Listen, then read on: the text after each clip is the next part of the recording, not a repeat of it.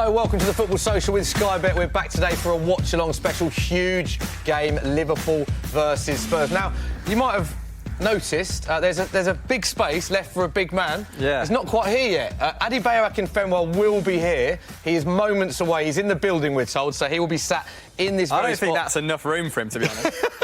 So alongside him, Chris, while we wait for Adebayor, Chris Hammond is here. How much are you looking forward to this game? Big game for both clubs. Oh, massive. I mean, I've got no skin in the game. Celtic already won this morning, so I'm delighted. I'm just here basically to wind you up. Yes, like you are most weeks then. You know, if Spurs go behind, touche. And if Liverpool win, then we've got a title race on our hands. So for the neutral, win-win. Yeah, win-win. Please say as well. Back, not been on the show for a while. Yeah. Pato is here, which a lot of people are very happy about. Pato, how have you been? I've been very well, thank you. Yeah, Good. It's a pleasure to be back. I'm hoping that Spurs get hammered today. This is like a theme to the show here, yeah. Well, I'd like you to be as miserable as possible. OK, thank you. Thank you for all the well wishes that we're having for this show so far, the introduction. Alongside him, Will Brazier is, of course, Hi, Will. on Social Corner, Will. So, firstly, who are you supporting in this game?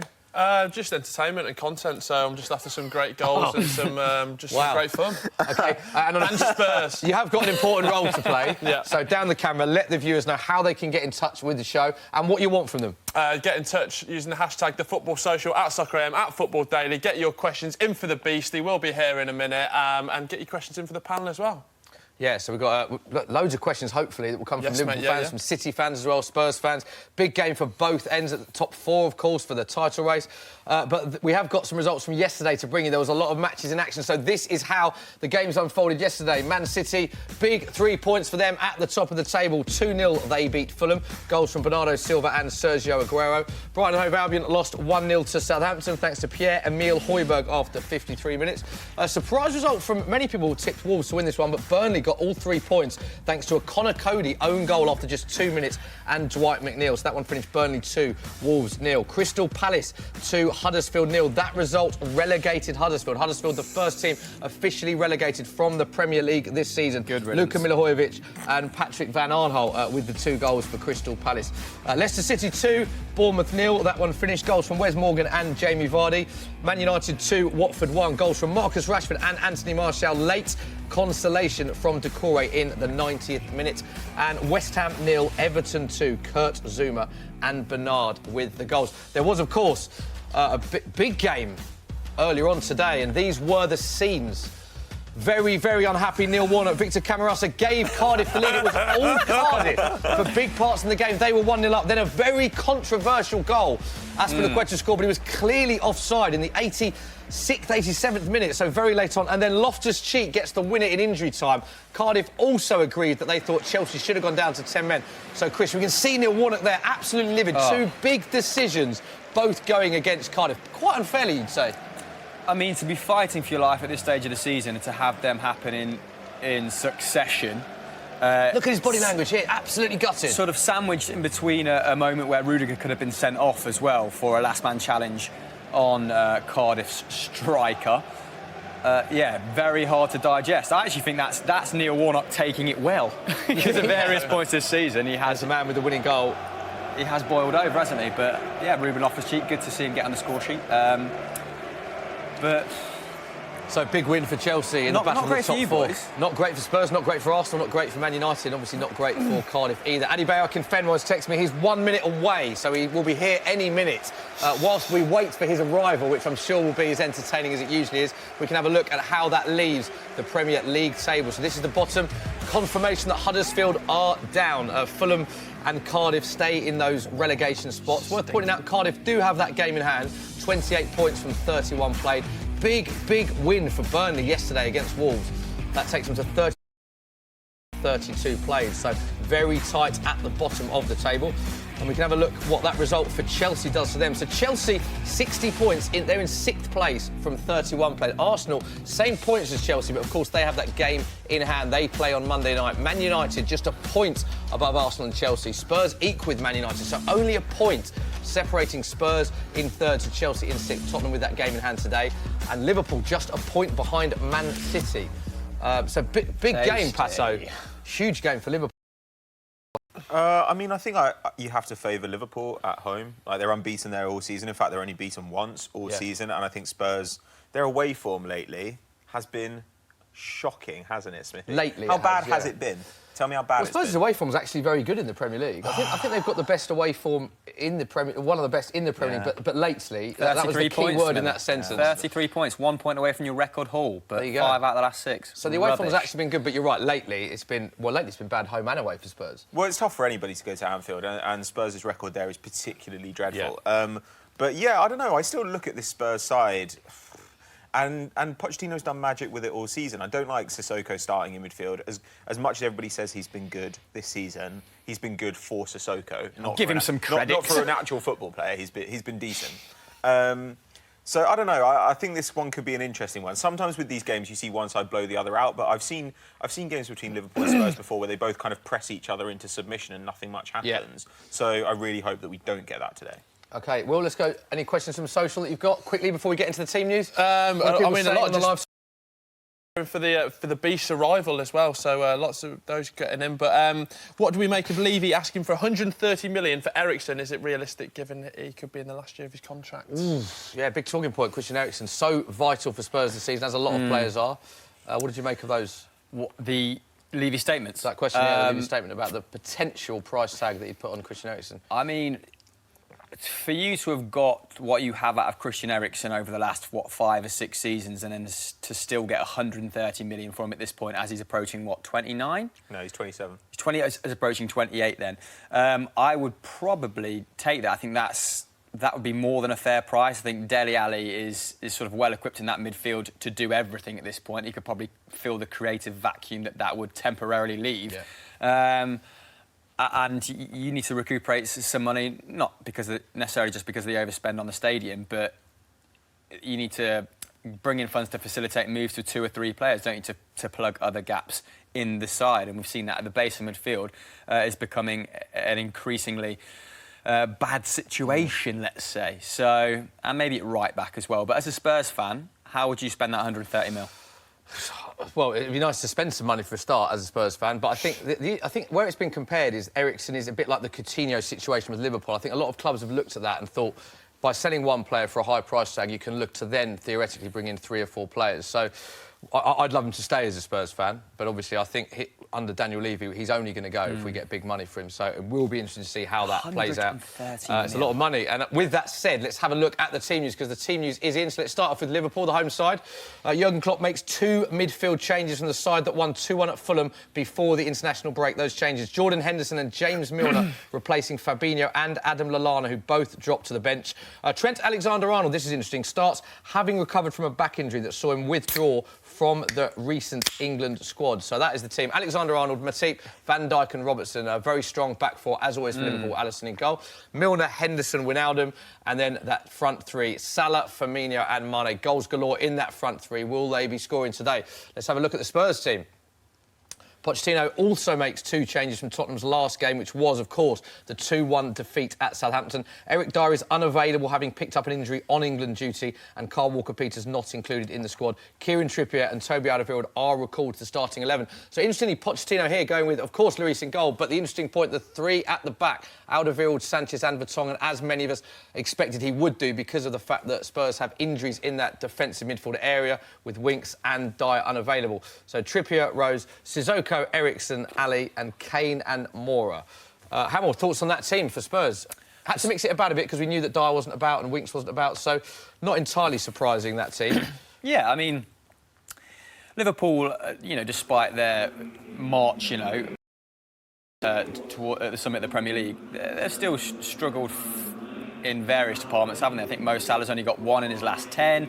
Firmino's only scored in 1 fixture, I think, albeit a brace against Burnley in his last 9. So I'm hoping that the dam burst today and we actually see some goals from that front 3. However, that defence does look pretty tight from a defensive perspective, I guess. So I think you'll be soaking up a lot of pressure. I think you're probably well positioned to do so. Interesting that Son isn't starting, because I thought he'd be pretty adept on the counter-attack. So Son is on the bench. They've gone with Moura over Son. And when you think of the season, it's worth putting out Son not scored in his last 5, but 11 in 12 prior to that. incredible goal contribution, particularly when you think of how many games and tournaments he's played in. As a Spurs fan, when he's not in the starting lineup, it's always a talking point. So from a neutral perspective, are you surprised that he's not in that starting lineup, given the fact that it's such a big game? I mean, it feels like it might be a more defensive decision, getting Lucas in there. Yeah, I don't know. Maybe it's just the plan to bring him on in the second half and give him a run against a tired fullback who has... Both of these fullbacks have played a lot of minutes in the league and in the Champions League now, and Klopp may even think about resting people later on if he feels like he's going to get a result. Yeah, I don't know. It does seem like a strange move to me, but at the same time, I think Pochettino has earned the right to do strange things this season. I totally agree with I've never seen somebody work magic like he has this year. These are the scenes. Live pictures, of course, bringing you at Anfield. Spurs have won just one of their last 24 league visits to Anfield, whilst Mauricio Pochettino yet to win against Jurgen Klopp at Anfield, of course, in 4 meetings in all competitions. So we are moments away from kick-off. Big game at the top of the table. Liverpool needing to win to... carry on their title race, and Spurs needing to win as well for the top 4. The top 4 is so tight now, Chris. We just saw a point separating all 4 teams. It's become the more interesting element of the Premier League, hasn't it, this season? Just sort of people readily surrendering the initiative when it comes to securing 3rd and 4th place. But fascinating nonetheless. I think it's interesting that he's gone with that workman-like trio in central midfield as well, Jurgen Klopp. The same 3, I believe, that he deployed against PSG in that first leg, and they are... The legs in that side, or the mobility in that midfield, tends to play well against, I guess, aggressive, press-heavy sides. That might be part of his thinking. But I am backing Liverpool for a win in this if we're going to sort of seamlessly move on to predictions while we wait for he said... via the big man. I'm going with a 3-1 to Liverpool. Seamlessly moved on, 3-1. It's a long minute, that, isn't it? It's a long minute. Be quiet, Will. It's not a long minute. He's here soon. I'm going to go for a 2-2 thriller, Chris Hamill. Oh, yeah? Yeah, with the viewer being the winner, as Will said, which is the most important thing. So I'm going for 2-2. Pato, what are you saying? I'd like a draw. I think a draw would be the best outcome as an Arsenal fan, so maybe a 2-2 as well. 2-2, OK. Will? 3-3, Virgil van Dijk scored the first goal. Will, every time we've done Liverpool, you've always said 3-3 and Virgil van Dijk. Do you look at the game when you do the prediction, or are you just going with 3-3 as a... Yeah, study the stat pack consistency, isn't it, mate? Yes, I think, that's the main thing for me, and just study the stat pack. And we've not had the best amount of goals, have we, on the last couple of... No, we haven't. She's very right. Goals haven't been blessed. Talking of goals, Goals has just walked into the building. We can confirm that... he's just getting his mic on. I felt the ground shake. I knew he was here. I think we went a bit early. So you're going for Liverpool win comfortably? I don't think comfortably. I just don't think... It's just a bit of a disconnect between Spurs' midfield, or the base of the midfield, and Harry Kane. You don't have someone that can, I suppose, in a situation where you're under the cosh, maybe... just dictate play from the base of midfield, or at least, recycle play or absorb that pressure. You've got kind of this selection of combative midfielders. Sissoko's better off the ball. Eric Dyer, I still think, is probably a better centre-half than a CDM. I just don't think he's not exactly a Swiss Army knife as central midfield, let's put it like that. But, I think your biggest threat is probably going to come down the flanks, once again. And Danny Rose, his form, I'm led to believe, has improved of late. And Kieran Trippier, he's good, or his emphasis is always on going forward. So I think Pato's right. We might see an element of fatigue from Trent Alexander-Arnold. And here he is. Here he comes. Bayo's in the building. How are you? I'm good. Good to see you. Blessings. Bayo, so talk us through we've had lots of people in social saying, where is he? What's happened? Talk us through what happened. Oh, look, to be fair, today was a long day. I had to go to church and I had to watch my little man. How did your little man get on in football? They won 5-0, he scored 2. Little shout out. Hey, well done, Villa Court. Jai, well done. That camera there. Where am I looking at? Well done, Villa There Court. Jai, 2 good goals. Your dad needs some of that luck in football at the moment, but anyway. Anyway, moving on swiftly. So you had church, then you had the football. Yes, and now I'm here. And I ain't going to lie, you lot messed up with my car. Oh, did we? Oh, right, OK. You sent it to the wrong... So I don't want to throw no people. I don't want nobody to get sacked or nothing, but, y'all messed up with my car and that, but I'm here now anyway. What an entrance. Wasn't my fault. Move on. And on that note, I'd like to thank all the people who work in travel, coordination. A lot of hours booking cars for people. 99% of the time, get it right. Yeah, so but anyway, Bayo, we've got to quickly go to the Sky Bet odds. So, as you all know, through our mates at Sky Bet, we have some great incentives All of these are price boosts for you. So Harry Kane to score and Tottenham to win was 5 to 1. Sorry, it's now 8 to 1. With Salah to score first, that was 7 to 2. It's now 9 to 2. Liverpool to win 2-1 was 7 to 1. That's now 8 to 1. And Tottenham to win 1-0, big price boost, was 18 to 1. You can get 20 to 1 on that now. Don't forget, you must be 18 plus. Full terms and conditions apply. So some big Sky Bet price boosts there. Bayo, we've had our score predictions. You're a big Liverpool fan, as we all know. Yeah. Big game for both clubs. This. How do you see it going? I'm nervous, and I like when I'm nervous because we come good when I'm nervous. So I'm nervous, but I do see us winning 2-1. For me, I think Harry Kane's going to have something to say, and I do think he's going to score. Yeah. But I do think it being at Anfield, I feel we're going to win 2-1. OK, the match has kicked off. We're a minute into the game at Anfield. Let's go to Social Corner. Bayo, I'll give you the team sheet so you can have a look at the starting lineup. Can we also get a price boost on Bayo to punch you in the ribs again? Apparently that price boost is not available. Yes, let's put that in there. Moving swiftly. Yes! Moving on to Will, while Bayo's having a look at the team lineup. Let's know what people are saying in the comments. I mean, very simply put, I think we only got Hamill's prediction in, but it was... Nathan Rickby says, who do you think is going to win and why? Oh, wow. Just, we get all the big questions out of the way. Smithy went 2-all, didn't he? I went 2-all, I think Pato was, he rested on a draw as well. Yeah, draw as well. So. Pato, you said draw? Yeah. Yeah? Well, I don't know. Because you nervous me, like, because you normally, and you know when you say a draw, you say a draw, yeah? I don't know if it's necessarily what I think is going to happen. It's what I would like to happen. Yeah. But I mean, I can't see Spurs winning. To be honest with you, I just don't really see how it happens. OK, any more questions? Will? One for you, Smithy, while Bayo's reading the team sheet. With Spurs' new stadium, which stadium is now the best in Europe? Do you know what? Because I was fortunate enough to be at the game yesterday, and it's hard for me to answer this without sounding very biased, because obviously, just watching the incident there, 2 minutes gone. Nothing to report. Danny Rose looks like he was limping, but I think he's going to be OK. It's hard for me to answer that without sounding very biased as a Spurs fan, because... when people talk about how incredible the stadium is, it's not necessarily... It's huge and it's great to look at, and it's the magnitude and the size of it is brilliant. But I think what makes it so good is all the little personal touches that... I can't even begin to explain to you how many personal touches there are. The old centre circle is in the South Stand. They've got memorabilia walls everywhere you look of old scarves, of programmes of 100 years. They've got the decibel levels of all the chants pinned to the walls, 65... food and drink outlets. It's just absolutely incredible. Where are we going? And actually, the stadium itself, the single-tier South Stand, which is the biggest of its kind in the UK, which helps create atmosphere, I was genuinely blown away by it. I'm sold. I was genuinely blown away by it. So are you going to come? Me and you? I want one of them beers with the old automatic refills. And they've got that as well. There's a brewery there. It's NFL games in case the Spurs games are a bit bad. NFL games as well. The pitch actually retracts and another pitch comes into the stadium. That sounds dope. It is honestly... you'll be there for NFL, Bayo, won't you? Yeah, I'll be there for the NFL. It is honestly incredible. So, yeah, I've been watching QB1. Thoroughly advise people to go. I've been watching QB1 on Netflix, so is it good? I'm banging into the NFL now. Oh, yeah? No. But it is good, though. I'd definitely watch it. Anyway, back to the football. Right, so 3 minutes gone. Bayo, you've had a look at the team. What are your thoughts on that? Because a few interesting ones. Milner, some people thought he wasn't fit to play. He starts. Trent Alexander-Arnold as well. Late fitness test starts. Two big pluses for Liverpool, that. Yeah. I'm a fan of both of them. I think Milner, big game, steady head. I'm cool with that. And Trent, I think Trent's...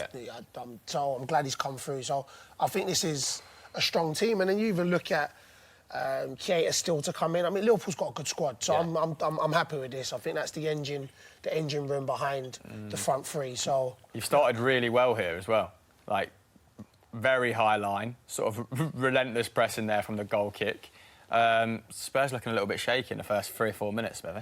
Yeah, it's been a strong start. Only 4 minutes gone, but Liverpool definitely started the stronger. Let's talk Mo Salah. We just saw shots of Mo Salah there. 4 goals in his last 4 appearances against Tottenham, so he's got a good record against Spurs, likes playing against Spurs, but having his worst run without a goal for the club. I always think when you talk about players like Salah's or Aguero's or Kane having a bad run, you have to put that into context of how good their stats usually are. But the stats do say, you know, worst run without a goal for Liverpool, 7 games, which by his standards is quite surprising, isn't it? Yeah, of course, because he's just been so prolific. So you always jump on him. It's the same, you know, Harry Kane. When they're so prolific, so it becomes the norm. Yeah. Anything different from the norm, all of a sudden people start talking. So 7 games in to his standard it's a lot. Do you know what I'm saying? But as a strikers, you know when you're hot, you're hot. Yeah. And then when you're lukewarm, and sometimes you're cold. But look, Salah's going to... Oh, yo, get up. Here we go. Snap. Little First chance of the day for no, Spurs. Put through tomorrow. Oh, Great tackle. good clearance there. Little slip there from Fabinho. Trackle. Little slip there. Trent Alexander-Arnold. Spurs with the first real chance of the game. Danny Rose, you nice mean flick on Matip, from because Kane. Fabinho's not on the pitch. What's Matip It's doing? Matip. Nice ball from Ericsson. Little bit of breakdancing. More was through, but it's a tackle. good clearance from Trent Alexander-Arnold, the man we spoke about. Corner for That was Matip, Spurs. sorry, Yeah, Just register what you said. So corner for Spurs. Even that, like Trippier on the Fabinho ball. not starting. He went for a period where I thought he was Liverpool's best player. Did you? Yeah. Yeah, he was comfortable. Right, so corner for Spurs. Oh, being delayed slightly. Trippier taking it short, interestingly. Interesting. Here comes Moura. A lot of red shirts in front of him. So how was And Lucas... it goes just wide. Lucas Moura been now? He's, he had that adaptation period. He flirted with kind of recreating his best form at PSG for a little while, but he's been in and out the side, hasn't he? Yeah, he has. So I think has he been as a I think that's a really good weapon? point that you make, because when he's played, he's been very good and very effective for Spurs. Obviously, a lot of neutral fans will remember the game he had at Old Trafford. We scored 2, got man of the match. And to be fair to me, because of the form Son's been in, he's found his game time quite limited. So I don't think it's any fault of his own that he's not been playing as much as he'd like. Every time he's played for Spurs, he's been effective. And what he offers Spurs that no other player really has in our whole squad is pace. He's the quickest player by a country mile in that Spurs team. Son, that And much quicker than Son, yeah? Yeah, Moura's Yeah. the quickest player, I would say, in Spurs. Son's quite quick on the ball, isn't he? Son is quick, quick enough, yeah. But Moura is in out-and-out pace. And the way that he plays as well, he likes to run at people. Yeah. Whereas Son often plays now as a front two with Harry Kane. So it's interesting that Poch has gone with these. I'm not going to Moura lie, over Son. I'm happy that Son's... Oh, yeah, you're happy he's not Yeah, playing? I'm going to say that, and then Philip Moore may step up and do something. But, you know what I'm saying? For him, I rate Son on a whole. I just think he's something special. Do you know what I'm saying? So I'm actually kind of happy that he's not. But then, of course, he'll come on. And He's on the bench. Yeah. So Spurs' bench, just to read that out to let everyone know, the options on the bench for both teams. Gazaniga, Heung-min Son, Victor Wanyama, Llorente, Juan Foyth, Ben Davis and young Ollie Skip, who's had a bit of game time this year, of course, because of the amount of injuries Spurs have accumulated. That is Tottenham's bench. Strong bench for Liverpool, as Bayo alluded to earlier. Simon Mignolet in goal, Fabinho, Dejan Lovren, Naby Keita, Adam Lallana, Shaqiri and Origi. Shaqiri, is he a player you expect to see? There we go, take it off him. Pato? Yeah, I think Isn't he? if they need a goal later on, I'd expect to see him. But it's weird this season. He's kind of played like almost a hybrid midfielder forward role. Like, I mean, he's obviously been really impressive. We thought he'd be a kind of useful part for them, but he's been much better than we could have expected, really. But Liverpool's depth overall has been great. Like the fact that Fabinho isn't starting this game, despite how good he's been, is kind of remarkable to me. You were a big fan of Fabinho, haven't you? I remember from I'm not actually a big fan of Fabinho. you not? I mean, I've come round to him a bit more this season, but when he came, I thought he looked... He was kind of a good defensive midfielder. But you think he should be I think he's in this particular game? He should clearly be a starter in this game. I think he's had a fantastic season. Naby Keita struggled for injury. Wijnaldum's a different sort of player, but Fabinho, I think, has been absolutely sensational. Like, his passing is really, really good from the base of midfield, and his defensive work rate is staggering. So I genuinely have kind of come round to Fabinho a bit this season, whereas I wasn't sure about him at Monaco. I think conversely, he's a player that you could pretty much... That profile of player is what Spurs need at the moment. Sure. And he's kind of... Yeah, he's started to profile in a very similar way to Fernandinho at Manchester City, in that he can contribute on both ends. Like, you often see him using that sort of flop wedge pass, don't you, in and around the 18-yard box. And I just think he's, next season he's going to be a starter for sure. 7 Premier League games before today. So interesting to... So it's two interesting team selections from Jurgen Klopp and Mauricio Pochettino. You usually see goals in this game as well. So we're going to, as you alluded to earlier, Will, not been blessed with some of our watch-alongs. We're expecting... Well, you're expecting Don't 6 say goals, that. Don't temper fate. I think we've had 3 all he's gone for. I think we've had about 4 goals in 6 live streams. And one was a double live stream, so that just says all we need. We just need some goals. Now. Please. Thank you, Will. Thank you. That's my tactical analysis of the day, that is. Bayo, did you catch the earlier game? Did you hear the Cardiff-Chelsea game? No. Big ending to that. Cardiff 1-0 up. Chelsea with 2 late goals, one in injury time. One was offside. Well, and Chelsea lucky to have 11 men on the pitch as well. So Neil Warnock was... Chance for Spurs! Look, what are you doing? Oh, yeah. Jeez. Warnock was literally having a standoff with the referee. Was he, yeah? Cardiff had 2 big decisions go against them, and Chelsea very late on winning that game. It was like a Wild West standoff, wasn't it, Chris? Oh, it was a sight to behold. Who scored the goals to Chelsea? Loftus-Cheek. Adebayor. Yeah, got the equaliser. Loftus-Cheek with the winner. Did you catch it in the Celtic Rangers game, Bio, or? No, I caught up in the car. Question. It looked like it went off. Go on, Hamill, get it off your chest. It went The off. ball's out of play. You Rangers or Celtic? you're Celtic? You know this. He wants to Clearly talk not. about it. Let's give him. But let's give no, him it's just a 10 very seconds. compelling game, and what an advert for, Scottish football, the resurgence of Scottish football, you might say. God, when is 10 in a row going to happen? you don't need to then go. Can we stop here? Can we just cancel Scottish football after Celtic win 10 in a row? Yes. I'm fine with that. Like, let's just agree that Celtic are the best team in Scottish football. I think that's after 10 in a row, perfectly then we can reasonable, and come then to we an just end. get an automatic place into the Premier League. No, that's not going to happen. Yeah, I reckon I'm glad we agreed on that. You reckon Celtic could be able to hold their own in the Premier League? No, we do well to stave off relegation at current, but I mean, it's you only get 2 or 3 million for winning the Scottish Premier League. You get 100 million for being relegated from the Premier League. So it's a totally different ball game, isn't it? Not really. I don't think it's overly fair to expect Celtic to sort of thrive given their current personnel. But I'm confident we could be, challenging Everton for Europa League football within 3 or 4 years. So. Nice. There we go. Lofty ambitions, Bayo.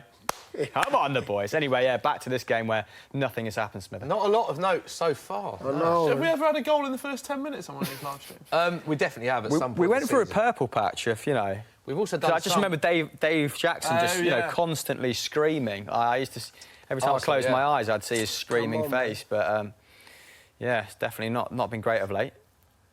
But We had Luis Garcia on the Football Social recently, Bayo. Oh, yeah? Still speaks very fondly about Liverpool, and he recently played, actually, didn't he, at Anfield? That Legends the Legends game, yeah. That Legends game. Gerrard was scored an serious. absolute belter that game. Luis Garcia's hair was absolutely unbelievable for a man of his age. It was, wasn't it? Yeah. Great line. For a man of his age. Yeah. Well, it must be knocking Watch forward. it. Spurs, oh! Get out of the way. Spurs just starting to get a little bit more of the ball now, and Eriksen just dispossessing midfield. Liverpool back in possession. So not a lot of... Interesting. not a Interesting lot. control. Definitely, wasn't it? Which Seemed part like of the arm was that controlled with? Definitely, Come on, seemed here like we a go, candidate for Trey. handball. How do you see your chances of pipping Manchester City to the title in the final game weeks kind of unfurling, Bayo? Are you confident or are you a bit more reserved? I'm reserved. The reason why I'm reserved because I think City's been there and done it. So that's the reason why I'm reserved with it. I think it's pressure, regardless of, Liverpool have played pressure games, played in big games. I just think a run-in is a run-in. And I think this is all new to Liverpool. So I am nervous, but I do feel we can do it. I like what Klopp's coming out saying about, they've got to enjoy this process. They want to be in this sort of situation more and more. And it's right. You've got to. The only way you can get the experience is go through it. So I'm liking what he's saying. Come on, get up. I mean, no, you get down, win the ball. Shh. So I'm nervous, I'm not going to lie, just because I think City just look ominous. I just think they're... Yeah. Would second place represent enough progress for you on the back of last season? Of course it will, because I think progress is... I always say to everything in life should be progress. So, if you do better than you did last season, then, I just think it'll be hard to take because of the position we was in. Yeah. And I think with the games and... we're... The fact you had that lead, it's not like you were chasing it at any point. That's the thing. If it was always like this, throughout the season, I'd think we'd be a bit more like, you know what? From how it was last season, it was cool. We kept them all the way.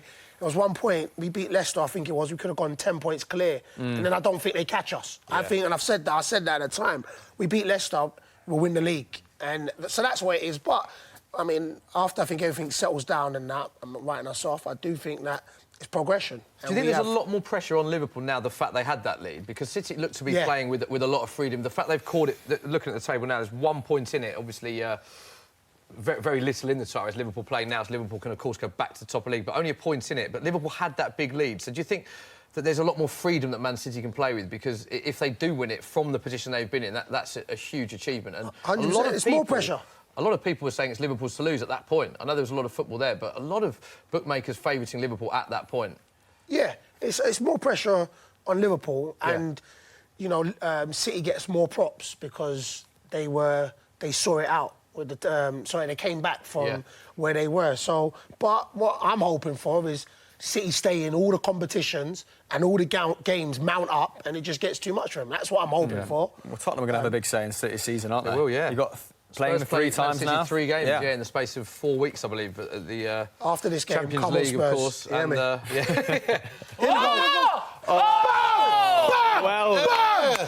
And I was just about to say he's been quiet. Say it. Say it with your ear. Say it with your ear. Say it. Bobby. I don't know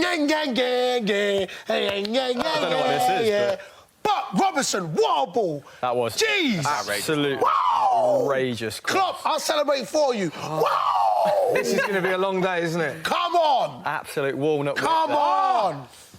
Come on. Bayo, go on then. Talk us through the goals. Play that. Salah put it out. Look at that Henderson. Look at it. Watch the ball. Watch. Look how he gets in between both. Look at that. How he gets in between both of them. Hey. It's a very well taken header as well. What? Fantastic delivery in, isn't it? It's oh my goodness. It's beautiful. Nah, man, you can't even fault him.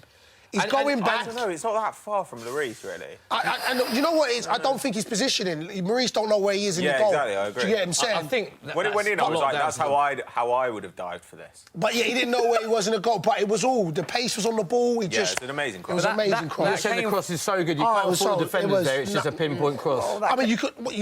To say to fault the defenders, he was in between 3 of them, really. Yeah. So I think it's just a fantastic. You look at, but the ball was great. I feel like every time Lloris is trying to distribute it, like the defence come 10 yards further forward, and that's the 3rd or 4th time Liverpool have won it back from Hugo Lloris aiming to hit one of his full-backs at the halfway line. Well done, Mane. Like that's come from bad distribution. Yeah.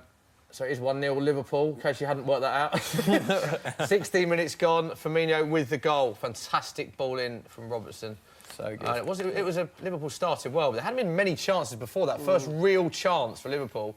And it's clinical, isn't it? Yeah. They've got that competition as well, haven't they, Trent and Robertson, about who's getting the most assists for the season? Yeah. Well, last time we were on a stream together, it took until, Van Dijk... a Divock Origi 94th minute winner to see a goal. So we're already ahead, lads. We're well on track here. Liverpool on the attack again. Whip again, man. I'm nervous, man. Whip it. There it is. Another great ball. It's another almost identical ball in as well from Robertson. So Firmino again. Trent! Fullback to fullback. Get a grip on this game. It's all Liverpool at the minute. Trent Alexander-Arnold with a shot that goes narrowly wide. Did you request 2 Red Bulls? Is that what it takes to hit the spot with you? Yeah, that's how tired I ain't gonna lie. That'd have been sweet. Other branded drinks are available. There's the chance. Good shot. That is a great strike. It's only narrowly wide as well. On the first camera, it looked like it went further wide than it did, but that is only narrowly past Hugo Lloris's post. Robertson's having a big save. Let's get to the comments. I imagine there's some very happy Liverpool fans. There's some very unhappy Spurs fans on the stream. No, definitely, mate. And some big questions coming in. One from Sign the Gamer says, should Liverpool stick with Joe Gomez as a long-term partnership with Virgil van Dijk, or should they buy a new centre-back to partner with him? Stick with him. They can do both. Stick with him. Go on, Patter. Well, no, I mean, I agree with Bayo. Like, I think that he's going to be a phenomenally good centre-back if he can keep his fitness. But they still need another centre-back. Like, you need a fourth in that back line. And I think that if they took a gamble on a young centre-back, then that would actually work out quite well for them. Because we know from this season that they can fade injuries pretty well. They can deal with... Because Van Dijk has basically looked incredible, whoever's next to him. I think now they should be thinking about moving on Lovren and bring in somebody a little bit younger who can soak up those minutes and is actually going to improve. Lovren at this point is what he is. He's obviously not going to get better. So you might as well give those minutes to a young player and rely on the fact that the quality of your fullbacks, the quality of your defensive midfield and the quality of Van Dijk are going to keep you competitive. Oh, Robertson again down the left. Liverpool chance, Salah. Got a little... Any danger of someone winning I'd agree with that approach entirely. Like, I think this is a great time for Liverpool because they made such good fundamental additions to their squad. They can actually be a little bit more experimental with their next round of transfers. Yeah. So, like, bringing in... You might go to Dortmund and go to a Diallo or a Zagadou or Jonathan Tah at Bayer Leverkusen. Someone that's not quite the finished article, but someone that is as good as Joe Gomez is now. And you just say, here, lads, compete for this position next to Van Dijk. Yeah. and hopefully that raises the standard. That means one of them will come to the fore. That's a great position to be in as a Liverpool manager. What about Celtic? What about Celtic? Like, as in, it does seem like Celtic. I have my criticism of Scottish football because it's dreadful. Yeah, but, everyone does. But Celtic have genuinely produced a lot of talent recently. Yeah. And this season, obviously, Benkovic is on loan from Leicester. But what about Benkovic or Aya as an experimental gamble for a top team? And we've had to do without Benkovic for a large part of the season because he got injured. But before that, he looked like another player who, at centre-half, you instantly recognise as someone that can play at a much higher level. Like, as soon as Van Dijk came in and we bought him from the Eredivisie, as soon as he came in, I was like, oh, my God, this is a guy who's going to be with us for 2 years max. He was taking free kicks. I think him and Jason Denayer contributed to 15 goals between each other in their first season. So recognising talent or, you know, the cut above isn't very difficult in Scottish football. But yeah, some of our exports of late have been great, and I believe that Christoph Aya is probably another candidate who could step up yet again. He's a guy who's very brave, stepping out the lines. He puts up excellent dribble numbers for a centre-half. He's 6'5". Oh, my God, Mo Salah! What a tackle that is. Davison Sanchez with a fantastic tackle to dispossess Mo Salah. Yeah, so he's 21, 6'5", and... yeah, he's offside. Looks supremely comfortable on the ball, which is a quality you need in the Premier League, you know, to succeed with one of these managers who likes to play it out from the back. So, yeah, Celtic is becoming fertile breeding ground, but now that, you know, clubs have clocked onto that, just means that we're going to, you know, be Europa League fodder for the rest of my life. Corner for Liverpool, Bale. Quite controversial as well, because that was offside, I think replays showed. So I suppose be unhappy if Liverpool scored, but has been dispossessed. It wasn't offside. Wasn't offside, was it not? No, Is it not count as offside if it's Liverpool? No. Are you wearing some sort of like corset, Smithy, just to protect your ribs in case? Yeah, I've got Bit of Kevlar on. Every time. That was a love punch. It was a love punch. God, if that's a love punch. I'd hate to know what hate punch is. Wow, love punch. See, OK, but then even... So, you know, Pat was telling about... It's true. When you watch VVD, innit, he is so comfortable and he makes everybody else comfortable. Yeah. So the worry is... If VVD does get an injury, God forbid, then to bring in a centre-half the centre-half is not as good as VVD, because I think he's the best in the world at the moment, but is one step above. Yeah. Well, I think you only need that Virgil level, van Dijk. if you understand what I'm saying. Yeah. So if he does get injured... With some injury. You probably only need Virgil van Dijk, you know, against the top six, which you've fared very well against, haven't you, as a result of having him there. So you maybe... I'll back Klopp to find another solution, you know, even without Van Dijk defensively against some of the to be I mean, fair, it's a gamble. I do think, but then I would go with. What? Oh, what just happened there? I mean, he's contributed massively as well, hasn't So he? he's had a weird start to this game. Yeah. It's not just Van Dijk, like. No, it's true. We needed, to be fair, the two address was centre half and goalie, and we did it. And did it early as well. Did it early. Interesting as well, just saw shots of Mauricio Pochettino. He's, of course, serving the second game of his two-game That's what I was gonna ask, ban. Yeah, so Jesus Perez is running things from pitch side, and Mauricio Pochettino's in the stand. So, Bayo, as a player yourself, has that ever happened to you in your career where a manager's had a touchline ban, and does it have any effect on the players or the team? Has a manager been? Yeah, can't remember who, but it does. It does make a difference when a manager is not on the sideline, and people can say why, you know what I'm saying? But it does, you know, your managers generally is your commander-in-chief, innit? Right. So you look to your left or the side, you know what I'm saying? So when he's not there, it is a different feeling. So it is, because all of a sudden you've got to wait till half-time to go and speak to him. So it does. This will have an impact today. You think this will play a part? It will, because ultimately, you know, sometimes as well, if you've had a bad touch or you haven't run, the manager's just go have a warm-up to another guy. It does get you on your toes. Psychologically, little things like that. Yeah, it does. Trippier with the ball whipped in. Oh, that's terrible. Too far. Yeah, just the guys were laughing there. Bit of a mix-up at the back, Hammer, wasn't it? We haven't actually explained what happened, but Alisson, bit of a fumble there. Yeah, but they got away with it, Liverpool. Between Milner and Becker, and that could have gone Pete Tom, couldn't it? Quite quickly. That's a big stroke of luck there for Liverpool. But it just came up a graphic on screen there that Alisson has the highest save percentage of this season of a goalkeeper with 77. Now, I'm guessing I think behind Manchester City, Liverpool faced the fewest shots in the league, so he's not being bombarded, you know, as much as some of the goalkeepers per 90, like Ben Foster, who's been absolutely excellent for Watford this season, but will have a much lower percentage. But as well as Van Dijk, it's just that higher level of concentration, isn't it? Particularly in bigger games that has seen Liverpool kind of be in this position, I guess. And yeah, as much credit as Van Dijk gets, I think Alisson deserves, in equal proportions. Yeah, so 25 minutes played, still 1-0 Liverpool. Other stat that we saw pop up on screen was Liverpool's impressive record when they score first, Chris. Well, it's just they don't tend to lose many games from this position, which will be another worry for Spurs. Coupled with the fact that Liverpool's record at Anfield this season is so strong, they've not lost a single match. Not great news, this season. So the stats are firmly in Liverpool's favour at the minute, and they're on the attack again. Well, they're not a great team to chase down, are they? Because it just means that you leave bigger gaps for these kind of judicious, runners of the ball like Firmino. Oh my God! Oh, hello.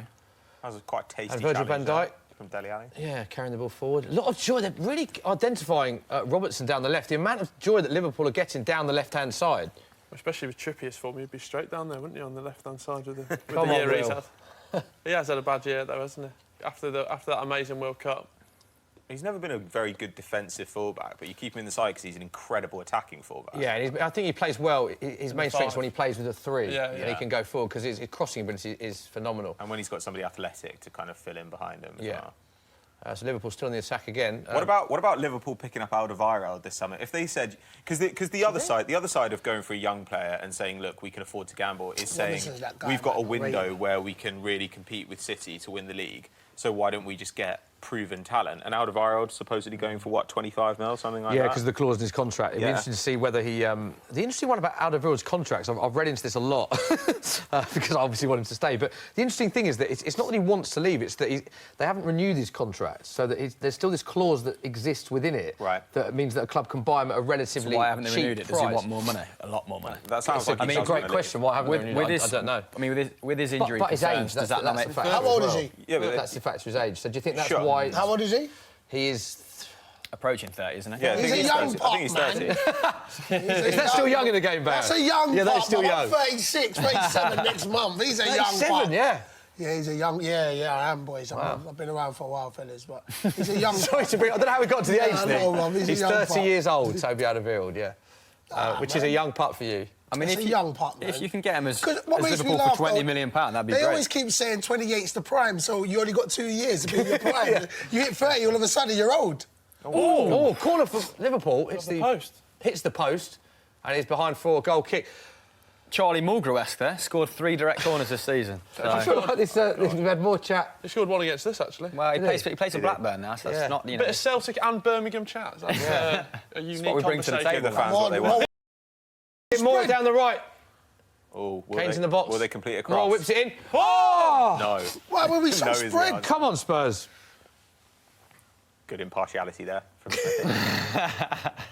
Sissoko carrying It's not what the football forward. social's about, is it? Got to be Not with Dave part Jackson. Oh! Big chance for Spurs. Ball whipped in. Great cross. Moore just couldn't get on the end of it, and Liverpool clear the danger. Goal kick. That was a big chance for Spurs. Spurs are getting a bit... Lucas Moore has been lively, Chris, hasn't he? He has, and he's just moved out to that right-hand side a little bit more, isn't he? Kind of hogging the touchline a little bit more, apart from here where he's firmly inside the 6-yard. Robertson's got no idea what's going on. Fullbacks are putting in some balls, man.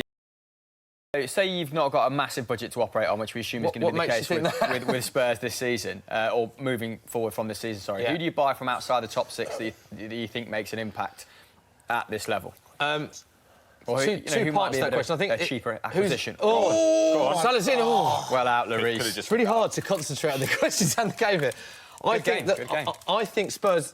Who I think is attainable, not necessarily who I think will start and get in the team. I think Jack Grealish is attainable, and I can see Jack Grealish leaving Aston Villa if they don't get promoted. You don't want him absolutely overrated, Smithy. OK. But who we get to really make a difference is a tough one, because I think we've got to spend money. Zaha, I thought would have been a great addition to Spurs, but he's a player that is on high wages and is going to be an expensive player to cost because he's still got a lot left on his contract at Palace. So I can't see Spurs spending... What would you spend for... What would you have to spend to get Zaha? Probably 60 million, would you? I don't know if Zaha's right for you. In today's market, but in terms of making it... it's very hard to identify a player that is is going to come into that Spurs team and make an impact unless we sold someone to make way. And I don't think any Spurs fan wants to see someone like Eriksen or Dele Alli leave the club. Well, speaking of Eriksen leaving, Jay Trembath says, what about my picks would be James Maddison or Ziyech as well? James Maddison's a good shout. I think those are both really good picks, actually. Like, though Maddison's going to cost an arm and a leg now. Like, Leicester can afford to say no to big bids. Maddison's had a sensational season. Yeah, He's genuinely been amazing this season. And we actually talked about him as a potential Eriksen replacement on our podcast, which you can find on your podcast app, Sunday Vibes. Good, Patso, good link. Crowbarred it in. Crowbarred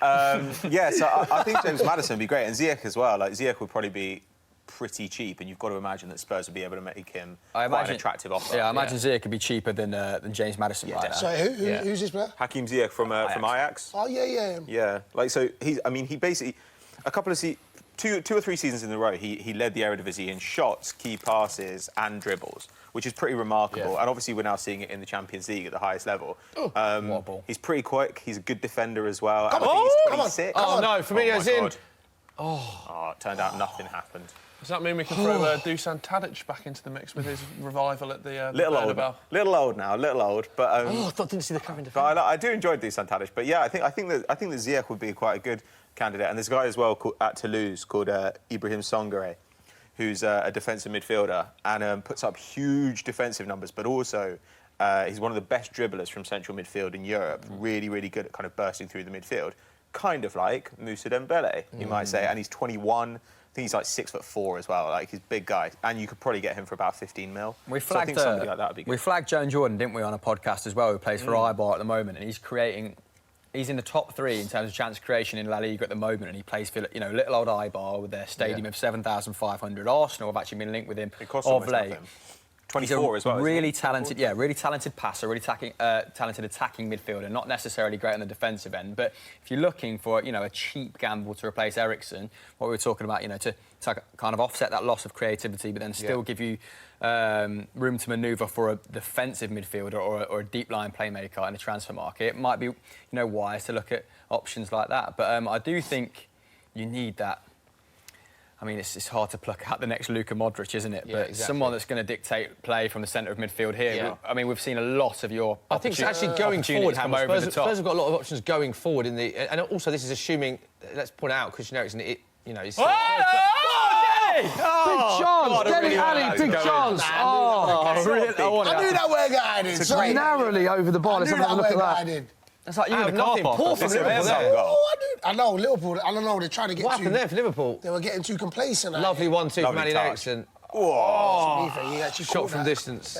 This is the good thing, though, about Spurs. About Spurs not buying anyone last summer. Like, I kind of like that, in a way, in the sense that they basically said, this is the decision we're going to take, and we actually don't care how bad this is going to look with the fans. I've hoped that they... Here comes Kane. Harry Kane with the chance. Good VVD, my guy. Jeez. You like that? Jeez. I also think as well, when you're talking about who Spurs need, I don't think Spurs need a lot. I think we've actually in a situation now where our 11 is pretty strong. But this is what I'm saying. Options we have. It's got ageing. Do you come to Spurs knowing, because that 11, you're not going to get into that 11. This is my point. I'm saying, and I think identifying you can't displace like Sissoko or Eric Dyer or Harry fullbacks who are, not but I think a lot of the issues that we're having, so strikers, for instance, we know that we need cover for Kane. That's an area that everyone knows that we need cover for, but it's very hard to attract a striker to say to that player, oh, by the way, we want to sign you, but you're going to sit on the bench. Because that's an area where strikers aren't happy to sit on the bench. And I think the reason we identified Lloris... you need a striker. Yeah, but exactly. But the reason Lloris came is because he's towards the end of his career, and I think he was happy to play that part, but it's very difficult in that area I'm talking about, to find another striker that's happy to do that. Midfield is a different issue. I think we definitely need a central midfield. And your ageing defenders as well. I think it's perfectly fair to say to a young defender, look, you're going to share some minutes with Alderweireld and Vertonghen, but those guys are well into... Vertonghen's well into his 30s But that's what he identified Foyth as. I think Pochettino likes Foyth. We just haven't seen... I kind of like Foyth. He's a maniac. This has been... Can we just... Let's talk about this. This game's been... It's been quite mad, hasn't it? End to end, there's been some displaced passes for both teams. It's the game we wanted and the game we deserve, Smithy, after the run that we've been having. Yeah. Exactly. Who's taking them corners? Yeah, they're going for goal. Trent, he's going for goal. The one that's weird with Spurs, I think, just getting rid of Dembele in January. Like, he's obviously aging, that was weird. But like, wait to the end of the season, at least you've got a great cover and for like. Well, he'd been playing today, wouldn't he? Will, we can take us to a price boost. I know that you're a big fan of the price boost, Will Brazier. Are we going to do a... There you go. It doesn't really work when it's one person. Big price was here, Bayo. Left hanging over Firmino to score a brace was 7-2. That is now 9-2. So good odds there. Don't forget, you must be 18 plus. Full terms and conditions applied through our friends at Skybet. Can you see that one? You see that one coming in, potentially? Yeah. The way that he's playing? Yeah, I can. Could we get a price? Straight up, yes. I can see it. I'm not even going to lie, I can see it. Because I was just about to say he's quiet, but, you know, he pops up, like... That's the sign of a good player, isn't it, when he's quiet? Oh, my God. I mean, Will, should we go to the social corner? Oh, no, come on! But not just place passes here from Liverpool. Yeah, Liverpool don't exactly look that solid at the back. Yeah. Back post, hang on. Kane, did that go... Is that take a deflection or not? No, that was just...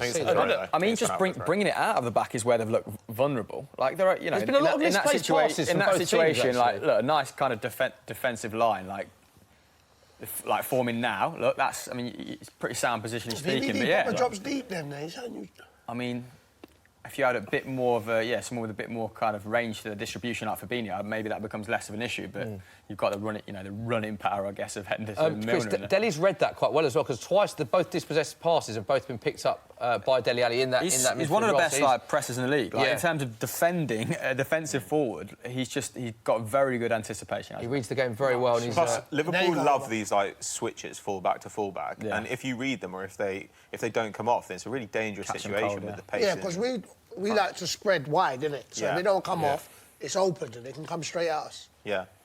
The midfield actually, weirdly, don't feel like they've been on the ball a lot in this game. It feels like it's mostly been down the flanks with the full-backs. Whereas Henderson and Wijnaldum are just kind of linking a tiny bit. Oh, another chance for Liverpool. I thought that was in. I thought that was in as well. I was about to fly. I was about to fly. I'd love to see him fly, mate. We're singing Andy Robertson's praises. Interestingly, just sums up what season he is having. 9 assists for Liverpool in the Premier League this season already. Wow. Of defenders in Premier League history, only 2 defenders have had more in a single campaign. Dennis Irwin? Yeah, let's go on. Let's throw it out there. Is this a quiz? Is this an official quiz? This can be an official quiz. Who are the 2 players that have registered, both with 11, interestingly? So 2 defenders that have registered more assists in Premier League history than Andy Robertson. I mean, Ivanovic might have had a season. Not Ivanovic. Azpilicueta? Interesting as well, Trent Alexander-Arnold as well. We're talking about both fullbacks. Has 6 Premier League assists this season. So incredible amount of assists. Alonso?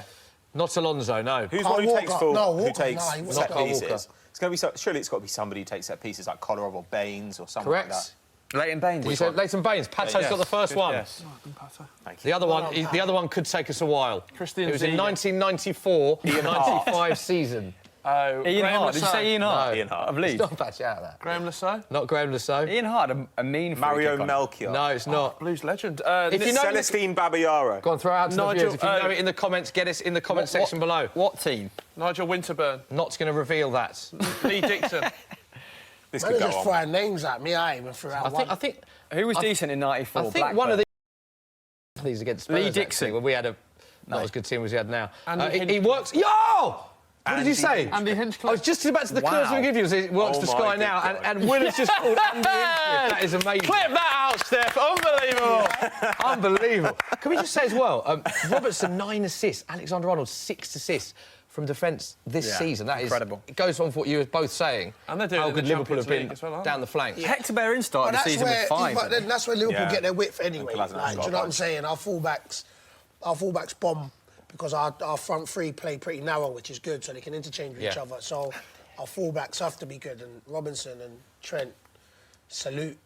Just so you know, Barry, that isn't the end of quiz time. We'll have a second half quiz time. I know you like that. Whenever I like that, man. You come on. I was 1 second away from getting Hinchcliffe. You get it? 1 second, yeah. That's a fact when we book Barry, isn't it? That's a fact when we book Barry. He goes, I want a car and I want quiz time in the show. We didn't sort the first out for you. Yeah, I know they messed up, but... Will, let's go over to you while there's a break in play. 39 minutes gone. It is Liverpool 1, Spurs 0, courtesy of that Firmino, come on, get your name right, Bob. So let's go to social corner. Remind the viewers about how they can get in touch as well. Using the hashtag Football Social, at SoccerAM, at Football Daily. A question here from Matty Fry. He says, where do we think... Matty Fry, yeah, Walsall and Leicester legend. Where will Jadon Sancho be playing his football next season? Obviously, a lot of talk. He's going to United, but could he be pried away by other clubs? Obviously, Madrid looking to do a rebuild. Oh, thank you. Yeah, good. Needed a Greedy. loop. I like that. Be greedy. Where do we think Jadon Sancho will be then next year? Bayer, would you have him at Liverpool with the price tag? Yeah. 100, Yeah, man. for 100 mil? How much? What's the price tag? 100 mil? I'll give you 100 mil now. You taking it? No deal? It's not deal or no deal, this is Yeah, it is, it can be. 100 mil. You know what? I rate him. You got a bit of the Edmonds about you, mate. I rate him, though. I think Sancho's... I think he's a breath of fresh air, to be fair to him. Oh, Yeah, he's a really exciting player, isn't he? Yeah. I mean, Oh, what on VVD? You got great little build-up there from Eriksen. nice. Eriksen winning the ball so back good, again. if I'm Manchester United and he's available for 100 mil, I'm spending that straight exactly. away. Yeah. Like, I think if I'm Real Madrid, without I'd a go for it as shadow well. of a Brilliant. doubt. Yeah. 100 million pounds. But for me, it's different with Liverpool. But then Yeah. you've got Sanchez, you've got United. I think that's the most viable destination at United, isn't it? You're willing to spend the money. Is that with Sanchez going? They don't have to get him off the wage bill, but I imagine that'll be, part of Ed Woodward's remit this year, this summer. But he's going to have to go to China, isn't he? After Let's look at Sancho in another the way, People's though. Republic. Should he not stay at Borussia Dortmund, given in mind the fact that he was at City, didn't get the game time? I have a huge amount of respect for him for going abroad and playing there, and the fact that he's doing so well. And fans idolise him, don't they? Do you not think there's something If United want he him, should stay at Borussia Dortmund? If United want him, he should come United. That's my opinion. think? But my opinion is, you salute him because he said, look, I'm good enough to sit on... I'm better than sitting on a bench. So I'm going to go out and make my name, which he's done. And I'm not disputing it.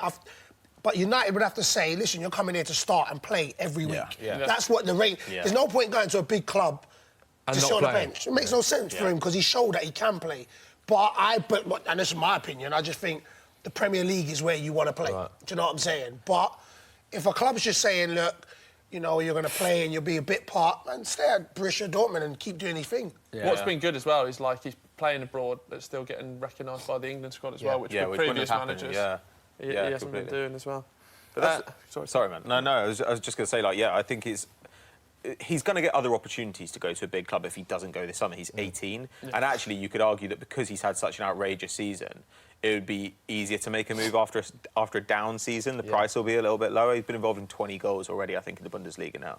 So, I don't know, maybe I think he should maybe stay for another year and just develop a little bit more. It's a good league to develop. They'll want to keep him with, Marco Reus has clocked up more minutes this season than he has in the previous 4 or 5 years, won German Footballer of the Year. Yeah. But I don't know if at 31 he's going to be able to put up, the expected goals and assists that he has done again this season. So Jadon Sancho, if they win the Bundesliga... It's tight now, isn't it? The Bundesliga's tight now. Maintaining that level of competitiveness with a Bayern who are going to be free spending this year, keeping Jadon Sancho will probably, be a top goal, a target. So, there might be a bit of reticence from Dortmund about cashing in now, even if they take a 10, 20 million pound hit next year. Do you think people will look at Dortmund's philosophy, Chris, as well, and think they do tend to be a selling club? When a big club has come in for a player in Dortmund's history, they have tended to go, OK, we want money for them, but they're not a club that will say no. Do you know what I mean? If a club comes in and identifies a price tag which they're happy with, they're the kind of club that you could imagine would entertain a big offer for Jadon Sancho. I don't know if their remit has kind of changed in the last few years because they've just seen a bit of a terminal decline in their ability to compete. Lucien Favre has obviously done wonders this year. They have a spine now again, don't they? So I think if they win the Bundesliga, they'll want to create, another little dynasty that Jurgen Klopp managed to sustain across a period of 2 or 3 years. Because having a manager of Thomas Tuchel's, standing and only being able to win a DFB Pokal, there must have been a bit of, put themselves into the microscope and said, what do we want to be as a football club? They're consistently in the top 15 richest teams in the world, but there comes a point, and Monaco are going through it now, where being picked apart and letting your leading talent go catches up with you eventually, and then you have to suffer on the pitch in order to kind of turn over that talent again over the next 2 or 3 years.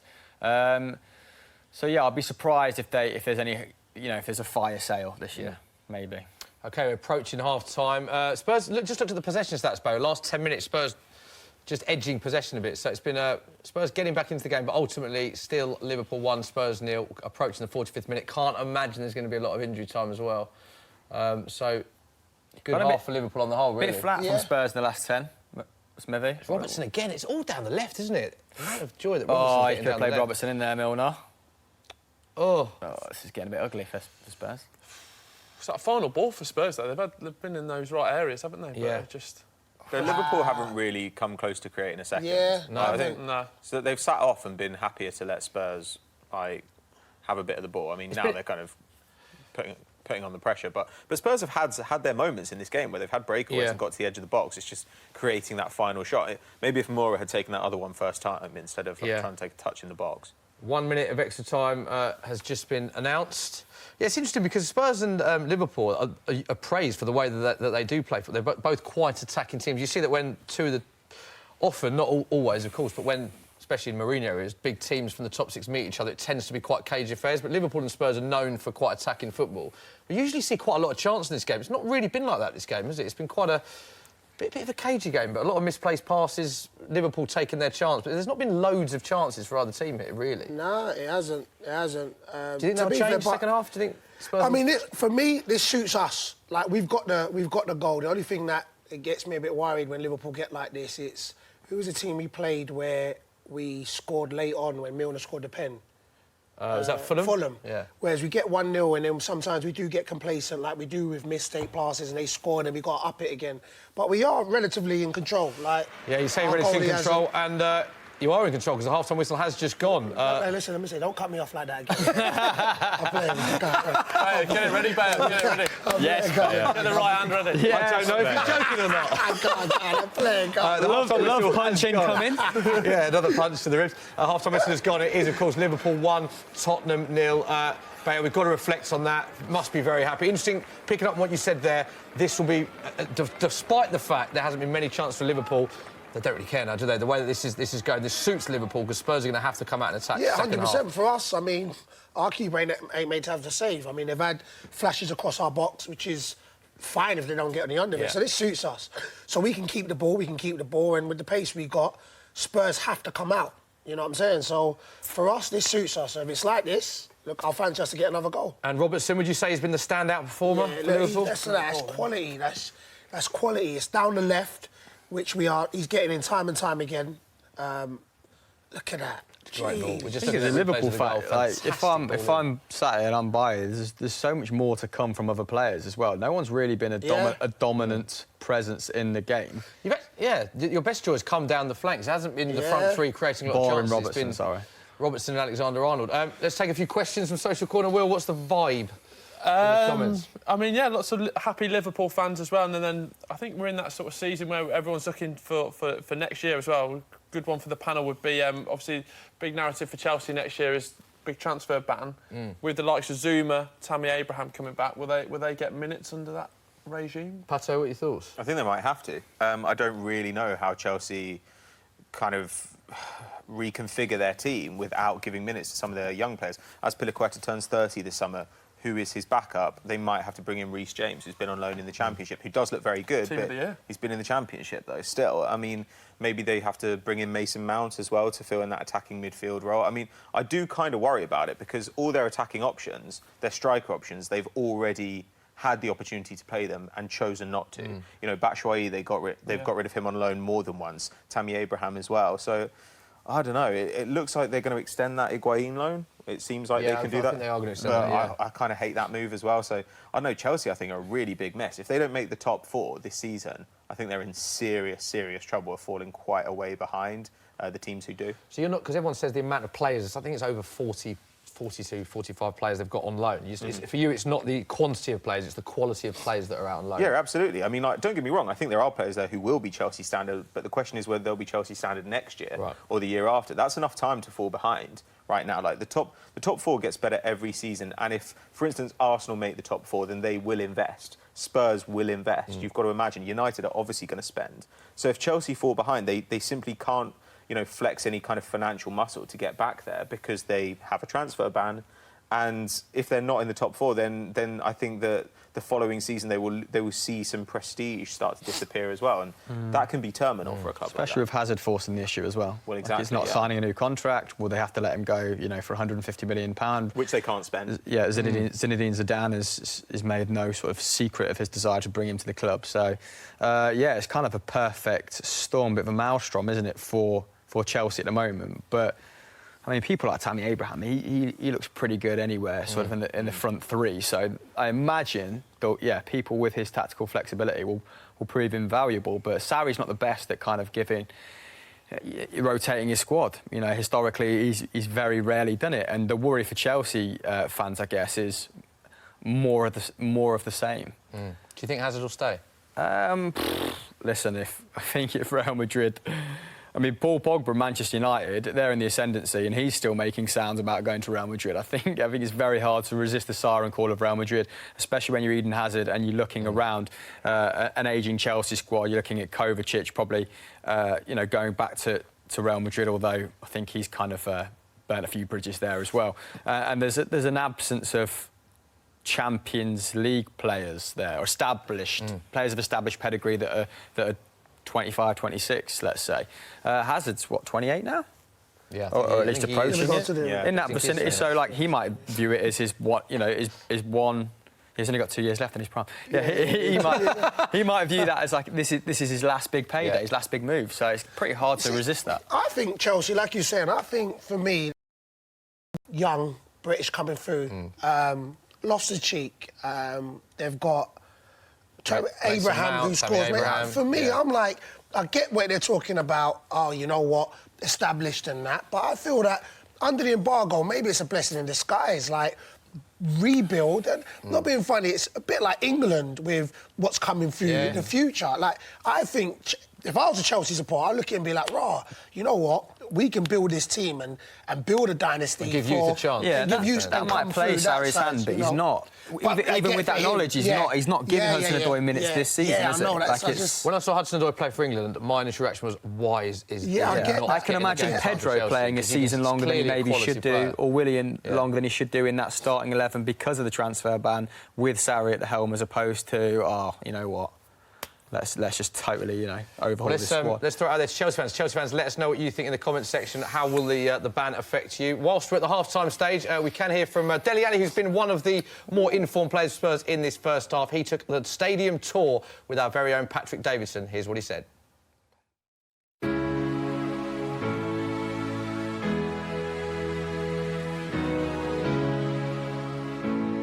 So, you're home.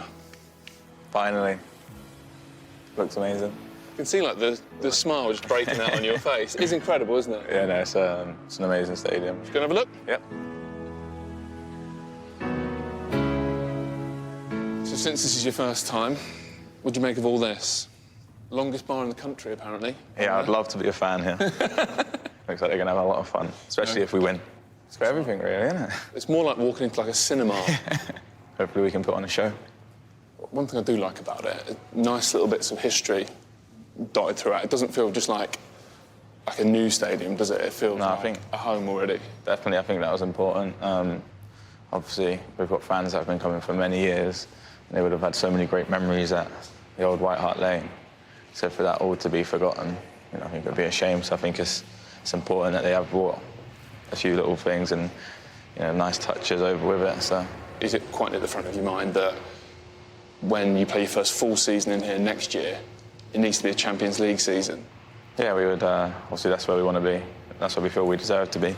We've made it a lot more difficult than it probably needed to be. A few months ago, we was in a great position. We've had a few sloppy results, but maybe this change has come at the right time, and we can finish the season as strong as we know we can. Before we move on, in front of all these programmes, I've got a little game for you. Find Dele Alli, because you're here. OK, let me step back, there's a big wall. Oh, yeah. There you are. Do you remember the game? I think it might have been United for some reason. I don't know why. Or Arsenal. I think it was a big game. Right. Are you ready for a first look at this pitch? I am.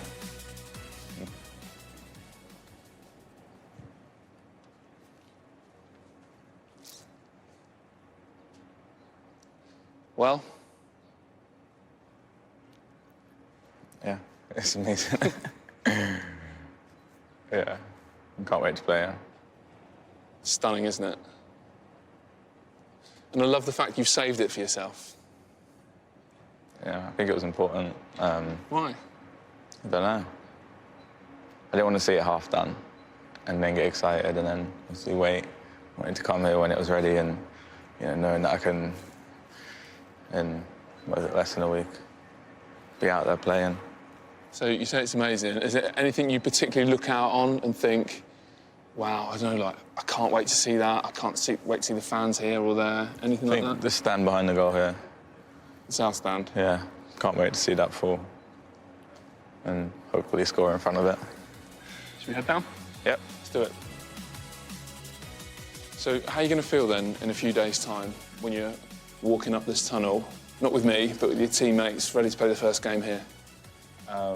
Very excited. We've been waiting for it for a long time and, yeah, it's finally come, so. Do the guys talk about who's going to score the first goal? Do you think about being part of the history? Not yet. Obviously, we've got a big game at the weekend, so all our focus is on that. I'm sure there'll be a little bit of banter flying around, you know, when we're preparing for this game. But yeah, it's exciting, and yeah, we're all looking forward to it. I heard something about you from the last game. Obviously, everyone's taken their bits of memorabilia. I just remember being at the Spurs training ground.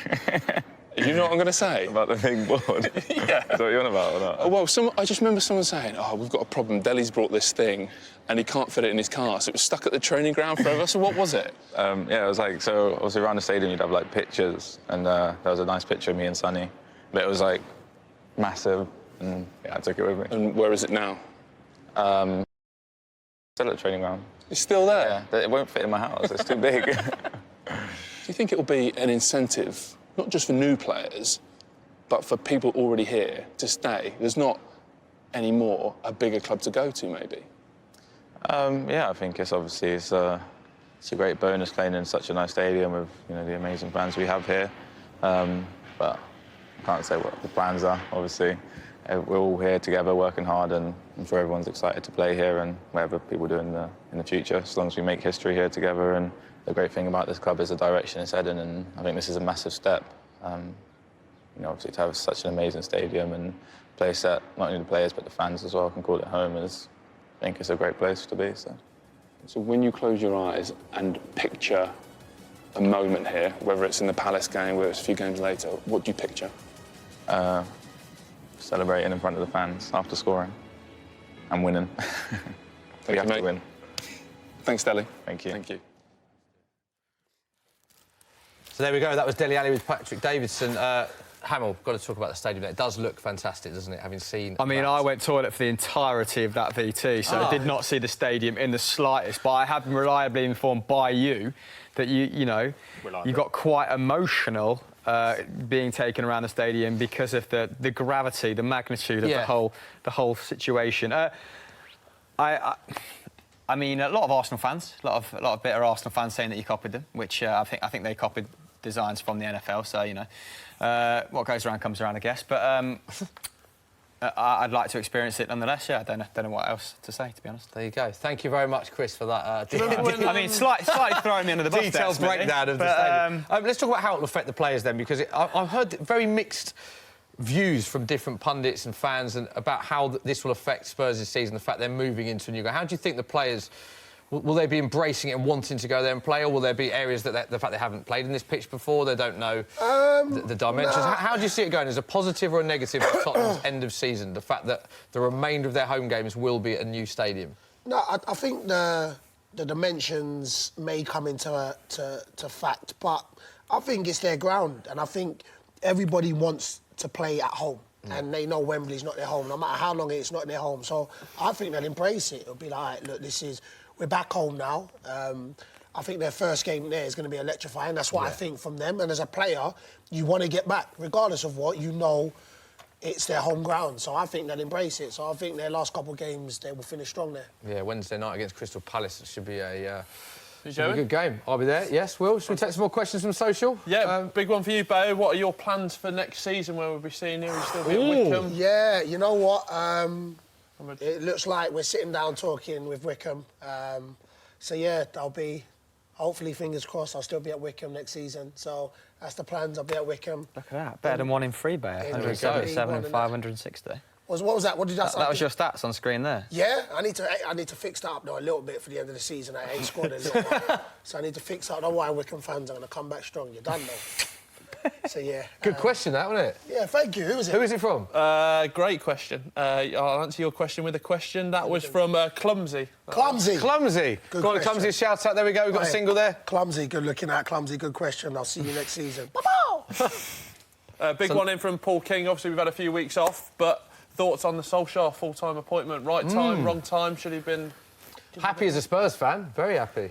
Been an amazing few weeks with Zidane getting the Real Madrid job and Solskjaer getting the Man United job. And Absolutely Bayern fantastic. looking like they'll win the league, which means Kovac will probably keep his job as well. There you go. For Man United, though, Man United fans seem to be quite happy with it, don't they? I mean, Ollie at the wheel is chanting every game. They seem to be quite delighted with it. I mean, it's... I think it's good. Look, I think it's good. I think he went in there and his results are second to none in it. So, look, if you're gonna reward somebody for doing well, then he knows United. So, and I think he's just galvanised United.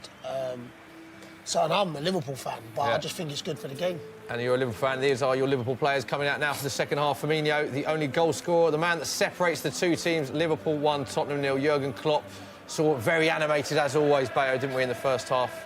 Pacing up and down that touchline. Of course, Mauricio Pochettino isn't on the touchline, not allowed there as he serves the second of his 2-match ban. So Jesus Perez is leading the team pitch side for Spurs. Pochettino in the stands.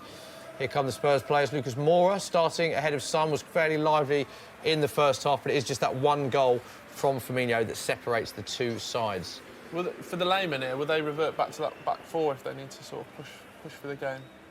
Spurs, will they drop one of the centre-backs?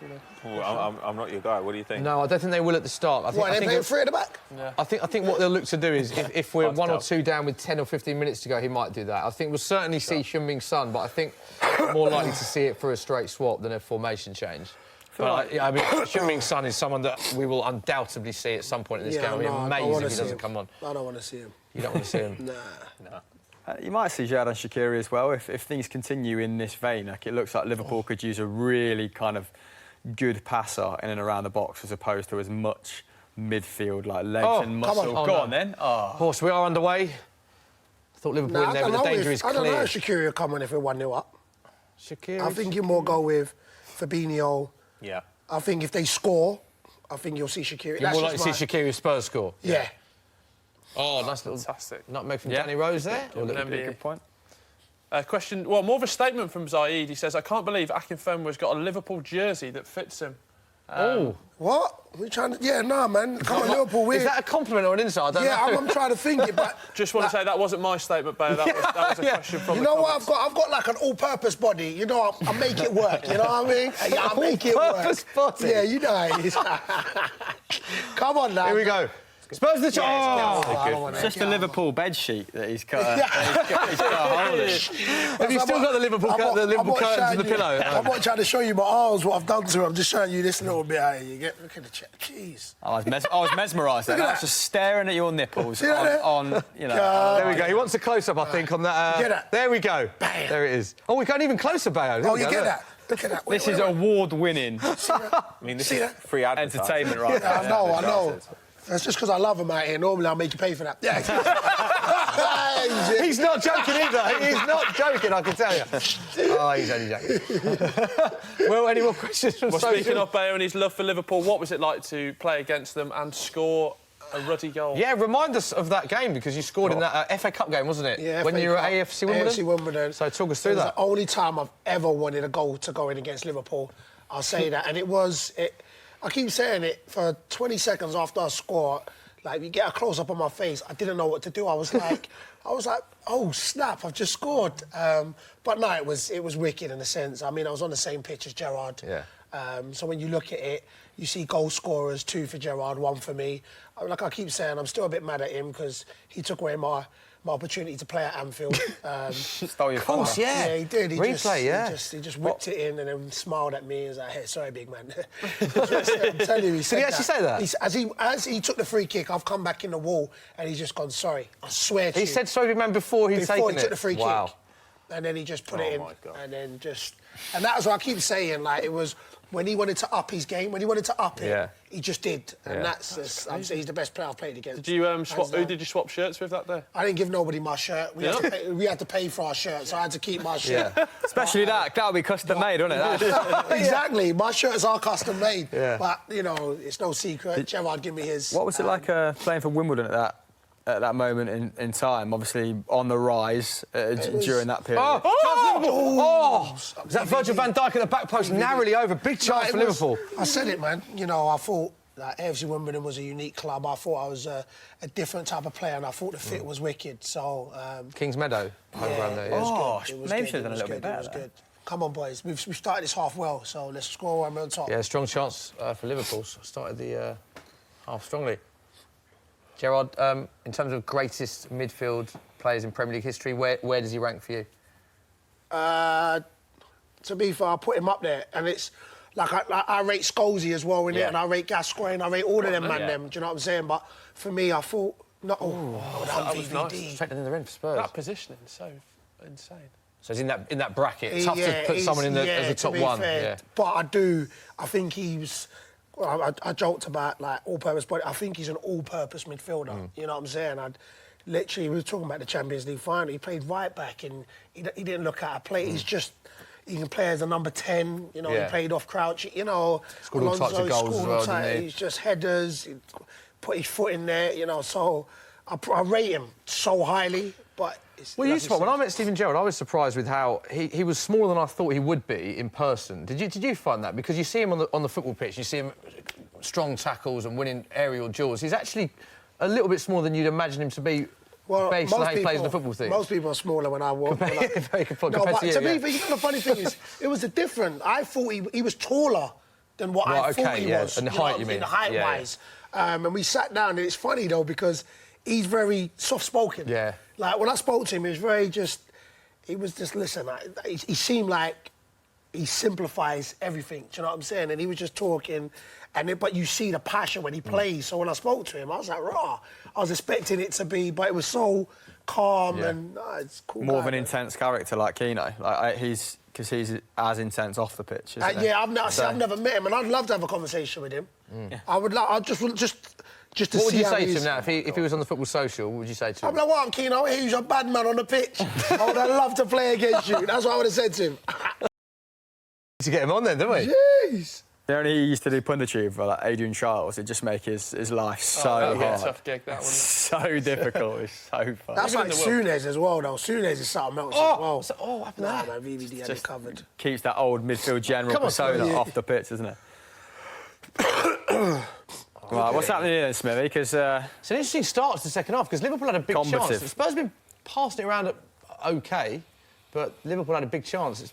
It's quite a cagey game, this. And the worst thing is, like, Salah, Mane, our front three's been quiet. Has been very quiet, hasn't it? Very quiet. Yeah. But then, to be fair, Kane's been quiet, yeah. Real quiet.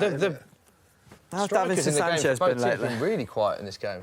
Because Davinson Sanchez had an incredible sort of period where you're expecting him to adapt to the Premier League. And then, you know, that dip that we should have perhaps expected came along.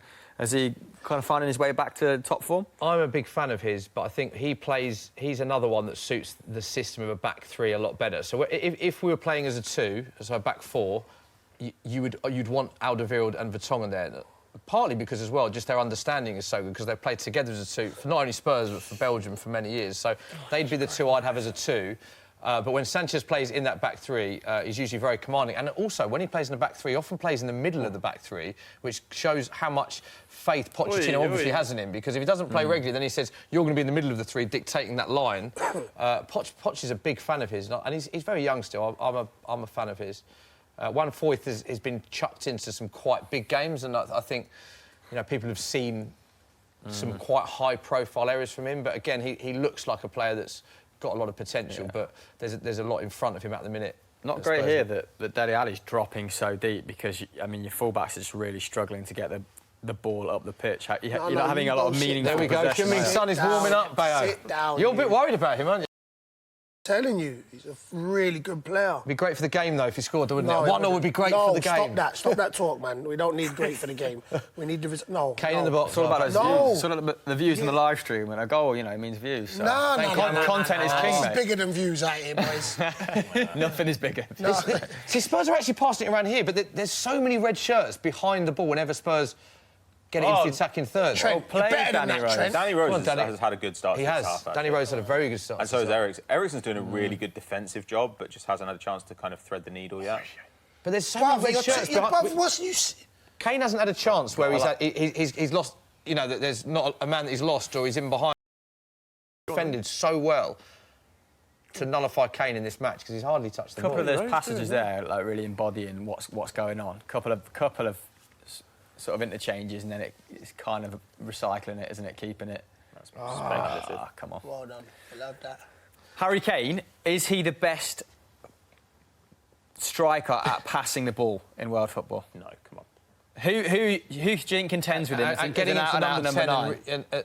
Yeah, I know what you're saying. You mean it? We had a mini debate in the pub about this the other day, and I think he's a severely underrated passer. Nah, man, I think he's... Yeah, I know.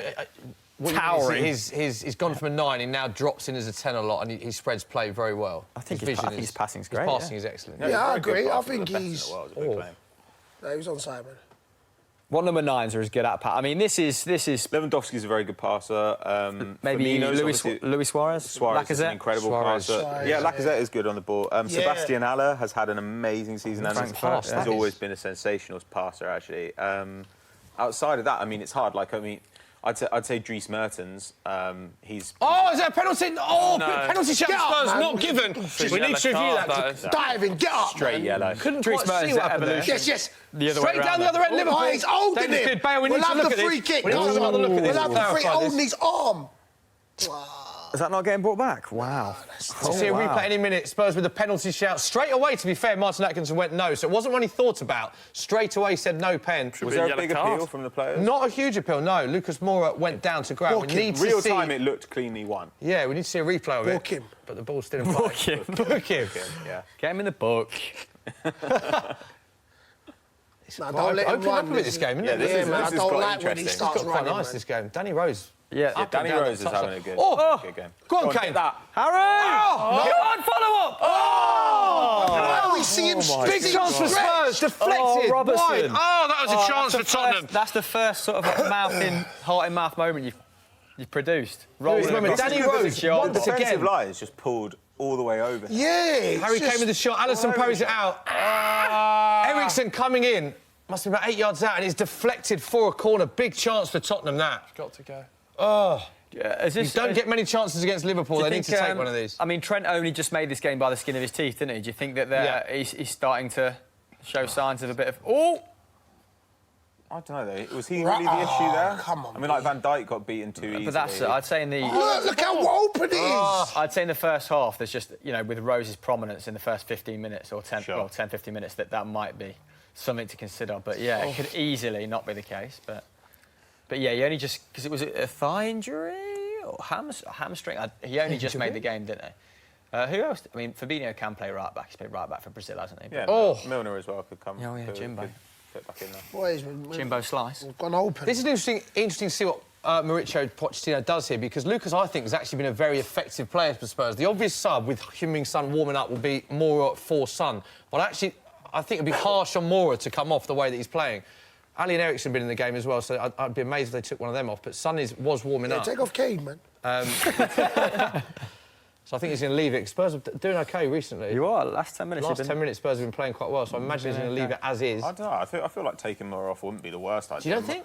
Everything dangerous has come down Spurs' left. So why would you not take off? So would you say? I'd leave it as it is. OK. Moura had that. We don't know if it's a penalty. I'm not saying it is, but he had the chance where he lost his man, went down. He had the first chance in the first half. He got down the byline. 2 or 3 of the occasions. Don't put that in the sky. But he's got in behind, doesn't he? Yeah, it wasn't a penalty. Don't put that in the sky like. No, I'm not saying it was a penalty. We need to see it again. All right. So what I'm going to say is, But he's on the ball would you again, say finding spaces. Moura's more effective than Kane? God. Bless you. No, I'm saying I wouldn't change anyone at the minute. I'm asking you now. That's seamless broadcasting, that. I'm asking you. Who sneezed there, by the way? Just bless you. I'm asking you now. So, has Moura been more effective than Kane? I don't think Kane's had a lot of the ball, to be fair. Answer the question. Has Moura been more effective than Kane? Yes, he has so far. So then when I joked about take off Kane, why would you not take off the person that's less effective? Never take off Harry Kane in a game like this. That's my opinion, because he only needs one chance to score a goal. I kind of agree with that. Never take off Harry Kane? Well, not necessarily never take off Harry Kane, but I feel like Harry Kane being, regardless of his performance in the game, I feel like your chances of scoring as a side are higher. I get what you said. No, I agree. saying. I know especially, what you especially if you're going to bring Son on. Somebody's presence, I think they're scared when Harry Kane in a game like this. When Kane plays as well, Son gets that space for like those kind of secondary. Moura again, you see, this is my point. Moura has been very lively. Oh, that's terrible. My point is, in a game like this, get him off now. Hey, look, come on, now we break because they have to come. They have to come. Feed him! Go on, feed him! Is this? You are being bare greedy, brother. It's not why Liverpool still with a chance. Jordan. Hello! Bruv, A right look, foot was you really lot now. He's got Give it to Mane. Give it Moura to get rid of it. Mane. He's the one, sorry. Give it to Mane and me. Listen, I'm sorry. I know you are, but I know. Get behind your team. I know your position because you ain't scored in 7. I This get is it. a great pass. What a ball. I mean, Sanchez is on his What outrage. You give it. Just to echo my point, Babe, the reason I don't take Kane off in a game like this, and I don't think he's been that effective and had much of the ball, but this is a game where we will not get many chances against a very good team. So you want your person who's the most effective. I just wanted to know your viewpoint on it because I do get it. I do get that Kane scares people. Oh, hang on. No, man. You can't put your head down there and expect not to get kicked. Straight red. It's like a Kevin Nash big boot, that was. I feel like the football social second half, it's gone up a level, hasn't it? Yeah, come on! Even Will, go on, Will. Yeah. Will's not even spoken about Birmingham yet, have you? Well, give me an inch, I'll take it. Stay solid. Well, let's talk some more about Spurs' stadium, eh? Is it mankind's greatest achievement? Let us know in the comments below. That's a big shout, isn't it? What, the wrestler? What an architect. Also Cactus Jack. What an architect. Only man to ever enter the Royal Rumble. 3 times. 3 times, yeah. Let's do more together. Talking of Kane, not the wrestler, the footballer, seamless link as we were talking about mankind is a wrestler. There is a prize boost on your screen right now. Harry Kane has scored the second goal, Bayo. Was 7-1, now is 8-1. Don't forget, you must be 18 plus. Full terms and conditions apply. We spoke about Kane earlier. Do you know what? I'm going to bring Mark Vella, the floor manager, in here because... thank you very much. Last shift as well. Mark, can you just stay in vision here? I don't know whether I should be doing this, but Mark Vella, who gives us the tease every week, this is his last shift at Sky. He does other things. Ever. He's been here for years. So Mark Vella, floor manager, works tirelessly behind the scene. Last ever shift before he works at Sky. So on behalf of everyone, thank you very much. Thank you. OK. You're not mic'd up, so you can go now, because we can't hear you. And you didn't bring me mine, but it's cool, though. It's all right, what would you like, Bayo? And a hot chocolate, which I... Can Bayo get a hot chocolate? Pato, would you like a drink? Yeah, can I get hot chocolate as well? Thank you. Hot chocolate. Will, let's go to social corner. Yeah. What do people say? Have we had any Man City fans in the chat? Because it's obviously a huge game for City as well in the title race. Oh, what did you say? Are there any? Yeah, get them in the chat. I mean... Pato's point is backed up by there are no Man City questions. OK. One for Bayo here. Who's the toughest... Taken on board, Nervous. Nothing, it was nervous. Bayo, I'll tell you what, Spurs are in this now. This is... No, Spurs are always going to be in this, mate. But we said this. Nervous. Let them come and we hit them on the counter. If Danny Rose has had a really good second half. Danny Rose is getting Alexander-Arnold, why not double up on him, bring Son on as soon as possible? I don't get why he's not on the pitch yet. 60 minutes gone. I expect we'll see Heung-min Son at about the 70th minute mark. Sorry, Will, you had a question for Bayo. Who was the toughest defender you've ever faced? Toughest. That's from Thomas Griffiths. Thank you, Thomas. There was a few. I come up against the Soji brothers. They were... Oh, yeah. They were tough. Morgan. Where's Morgan at Leicester? Yeah. We used to have some good battles. Guy Branston, if anybody knows. Always people with big heads, like wham head. I was on big heads. Hey, Guy Branston. What, you mean physically the size of his head? Oh, my days. Wham. Hey, I'm telling you, but very, very good player, to be fair to him. So, but I'd say I enjoyed my battles with Wes Morgan. We had some... It's a good answer, because he's a beast as well, Yeah, we had some good battles, good times. Right hot streak in terms of scoring in the Premier League at the moment, isn't he? Good for your fantasy league, he'd be, wouldn't he? Absolute bargainer. One from Mustafa Khan. He says, as a United fan, I'd rather Liverpool win the league than City get a quadruple and beat our treble on the 20th anniversary. If you lot were United fans, what would you do? Cool. 3 years in journalism, and that's what's the great questions coming in there. But what would you rather do, Smithy, as a neutral? I think. I mean, who would you rather see win the league? Am I right in thinking most Man United fans would rather Man City won the league than Liverpool? I think that's the overwhelming consensus. Why? So that surprises me. That baffles me. Because Liverpool are the historic rivals, aren't they? Yeah, and Liverpool have never won the Premier League either. But this is Man City, yeah, but they've you're seen saying- Man Exactly. City- It doesn't change City's history that much if they win the league this season, having won it last season. Whereas If Liverpool Liverpool's pain is quite enjoyable for Man United fans, right? What a touch! That's an from Danny Rose. outrageous touch. Ball! By the way, that touch from Danny Rose, I hope we get to see that again. That was an incredible touch. Spurs are right back in this game, but Van Dijk, absolute rock at the back. Is Danny Rose going to Madrid? I doubt After that. this form, I mean, we've got to ask the big After this questions. form, today. That is a big question. He's very big injury questions. prone. I doubt. Atletico. Question everyone's I'm asking. bigging him up here, Smithy. I'm Yeah, on the Spurs side here. I'm trying to bring Rose into the equation. I think Danny Rose got the best lid of his career right now. His hair's incredible right now. Seriously. He's been so good in this game. How old is he? Is he 30 now? Watching Match of the Day last night. 30? Yeah. And Andros Townsend must be the best advert for hair recovery in the game. Conte, Klopp. Oh, Conte's a good shout because his was literally just a whispery, wasn't Conte it? was A strong breeze like was- the kind of monk who was makes primed to cheese. finish Have you him seen off. the one of him in the playing days? where he just I had the can't walk remember around? that, It's man. unbelievable. And There's a now, photo of Conte on the There's an front amazing post. photo. Yeah. Is it? He looks like a professor in Harry Potter. Like he's just got wispy. I know Townsend's ancient. hair was all David over. Silva's is coming in nicely as well. Oh, he's done well there. He salvaged that, hasn't he? Shouts to the Belgravia Centre. He played the long game there, didn't he, Yeah. David Silva? Is that the biggest? The long Is that not the biggest comeback of the season? David Silva. That's got to be up there. Literally the comeback. Yeah. Literally.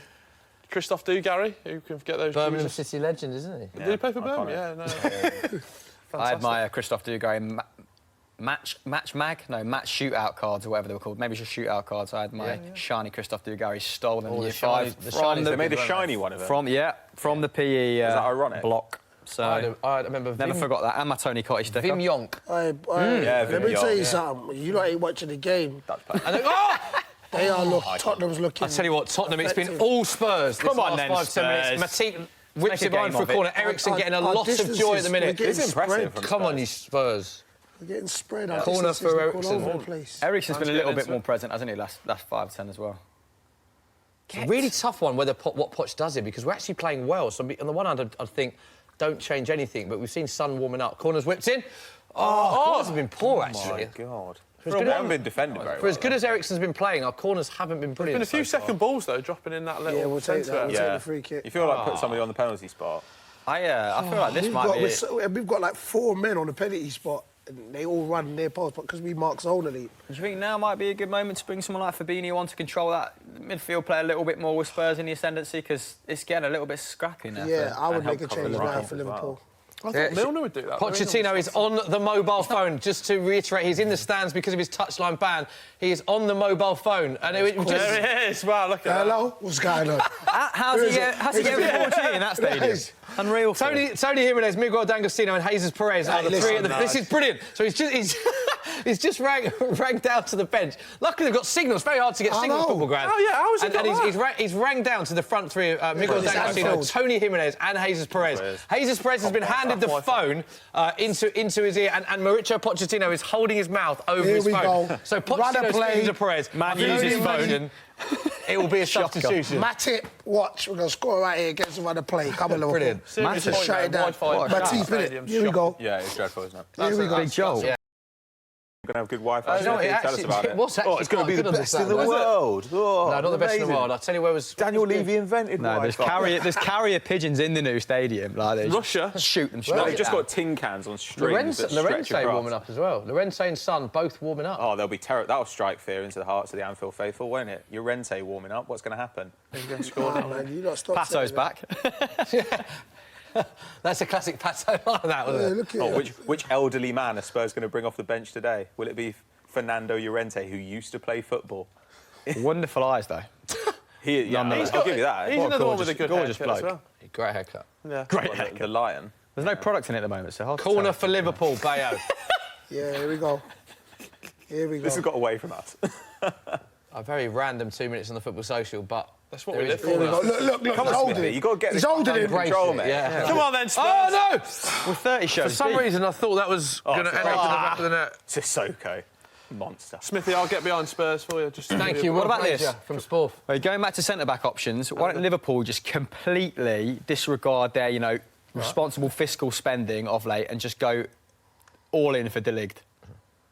Well, supposedly they are interested. I think they are, aren't they? Yeah. I don't know. Well, You can great understand. Odin's Raven. You can understand if they say, we're gonna bank on Joe Gomez. You could say has shown enough to deserve a shot at being a first Oh, choice no. centre back. Salah. Oh, My good God. I actually want to see Salah bag one. I don't care. He needs to get his mojo back, doesn't Just he? as long as we score. I mean, you say that, but it's funny. Like the narrative has become that Mo Salah is having like a subpar season, given that he's been involved in more goals than Mane. He's been involved in the same number of goals as Raheem Sterling, who's having a fantastic. I mean, Mane's season. 17 non-penalty goals though. Mo Salah's taken a fair amount of penalties, hasn't he? But also, Mane's only got 1 assist, whereas Mo Salah's got 7. I don't think he's having a bad season, but I wanted to see him. here we go. Big substitution. 25 goals. Heung-min Son is on. Davison Sanchez is off. So we're going. Pochettino going all out for this He's dropped win. the back three. So It's a very I'd say attacking substitution. This. the drop for Salah is more about the fact he overperformed last season than that he's underperforming this season. I mean, he's about in line with 32 goals isn't expectations. sustainable, is it? And last season, I think his expected goals, it was something like 24 in total, and he got 32 because he just had an amazing finishing season. So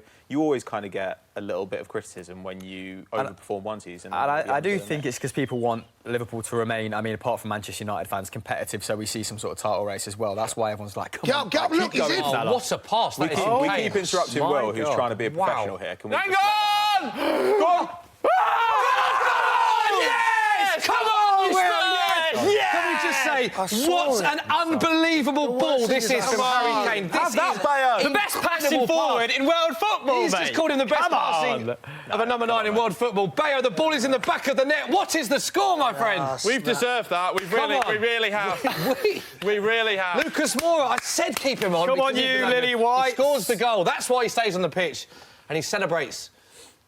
Fantastic. Have a look at this replay here. Harold. This Kane is an gets outrageous fouled. pass. This is incredible. Kane gets Bring fouled. this down as well. Is the He ball- must- oh, my word. Look at Must this play touch. it about 30 feet.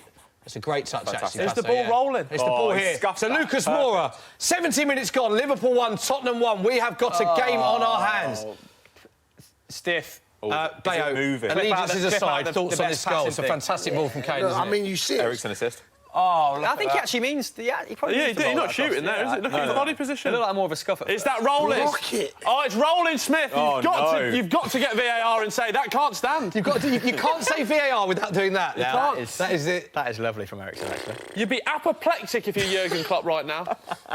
What's going on? Brilliant. If they can't see a ball rolling, should they be officiating the game, Smithy? What's happened? I mean, you have got a point. Look, Son's the game is mere rolling. presence, Smithy. Son's mere presence there in the 6-yard box. Look, freeing up room for Harry Kane to drop off. And who scores the goal? Lucas Moura, man, we're talking about. There we go. This is an interesting 20 minutes now because Spurs have been the better team before that goal. So it's been interesting to see how they go about this next 10 minutes now. Because Liverpool, I imagine, Liverpool, it's all out for the win. Yeah. What So sort whether of... this- Because you... I mean, you're coming that is across... weird things to You're try. not coming across as probably as nervous as you feel, but... Is he not?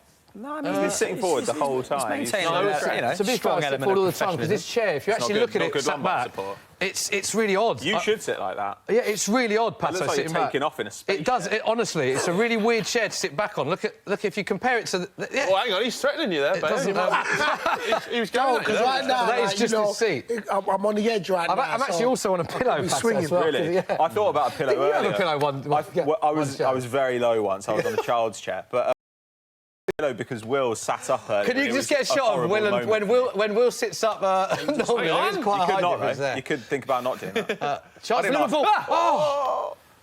I've got a This- natural hunch, show you. Will, let's get to the comments. I like What are that. I people like that about saying? you, Will. What are people saying in the comments? Big goal for Tottenham Hotspur. People are going Oh, off. they're They're reacting. already discounting Liverpool's title credentials. They're saying it's City's to be won. And yeah, seems normal. But question is, who do we think is going to pick it up from here now? Who is going to win it? Who's going to be the team, but who's going to be the man to step up and say, yes, this is my game?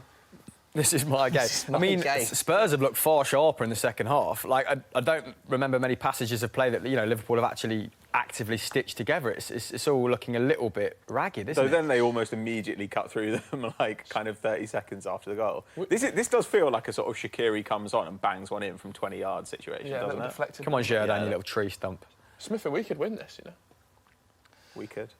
So, interesting. Let's all get behind Spurs. Let's all just get behind Spurs, eh? This just calls for a hinge. Since 1912, we're going into the archive. Since 1912, Spurs have only won 4 times in 72 league meetings. Here we go. Oh, no. See, at Anfield. So this is at Anfield. Of course, Spurs have a different record at home. Why are we but at Anfield, only won 4 times in 72 league meetings. Only 5 players have scored league goals in the winning Tottenham teams at Anfield in the last 107 years. Can you name them? Sorry, what? Sorry, what? Is this the quiz? I just thought you were talking about Spurs.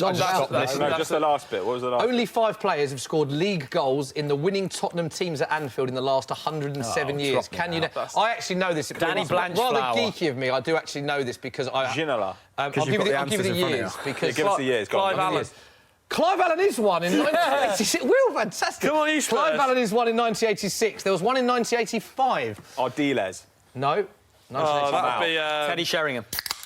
It's quite early. Is that Ronnie Cunningham? Teddy Sheringham was one, but that was in 1993, so years apart. Do we'll give Hamill that? Yeah, give Hamill that, yeah. Teddy It's Sheringham not like Paul, he doesn't have to name a pocket, like he's fine. Teddy Sheringham scored twice. So Teddy Sheringham and Clive Allen are the 2 players. There's 2 other players. Darren Anderton? No. Darren Bench. 1985 and 2011. Garth Crooks. Correct. Yes! Come on! 2011. Hang on! Oh, wait. There are 2 What was players. it on 2011? So you will, if you remember this game, you'll all know this. Robbie Keane? It's the last time 2011. Spurs won at Anfield. Berbatov? It was in 2011, the 2 goal scorers in the 2-0 win. Bale. You'll remember this. Berbatov? The other 2 memorable players in that era. Bruv, he's not even bringing Shaqiri on. The 3 marquee players Spurs have in that Modric. team. Yeah. There we go. Garth Crooks, Clive Allen, Teddy Sheringham, Van der Vaart and Luka Modric. 5 players to have scored league goals in the winning Tottenham teams at Anfield in the last 107 years. Had to emphasise winning because there have been more than 5 players that have scored in 107 years. You can't be a professional footballer with the name Clive anymore, can you? No. It's just I mean, who not looks at a newly born child and says, this little boy looks like a Clive? It's like Keith Everyone. or Gary. They all look like Clives. They all look like middle-aged men, all babies. Nah, they all look like Clives or Jeffs. Retire those names, like the number 3 shirt at AC Milan, just hang it up. Yeah, right, fair enough. Right, so Are you taking that game is about glory poster to the new Spurs stadium? So ironic I know, it's one of my favourite things. It really shows a You're really not finely having the stadium, irony. Pat, have you? You haven't even been there, but you're not having it already. I'll go to, I'll tell you what, I'll go to it as many times as I went to the old White Hart Lane. 0. Did you never go to White Hart Lane? Why would I You go to never White went to Hart White Hart Lane? Lane? Why? Hang on, they're in here. Oh, what a save. save that is from Hugo Lloris. Is that a cross or a shot? No, that's a shot. For 3 marks. Doesn't matter. This is, I've got to say, this is a lovely... If this is a shot, it's a lovely shot from Trent Alexander-Arnold. It is a shot, yeah. That looks like a And that is, shot. it's an unbelievable fingertip save from Hugo Lloris. Tipped it over the bar. What an angle this is as well that we're seeing. Tipped it over the bar. Big chance for Liverpool. It's still 1-1. Kurt Angle. 75 Back to wrestling. Intensity, integrity, intelligence, the 3 eyes. Oh, my God. Oh, come on. That's Kurt Angle's...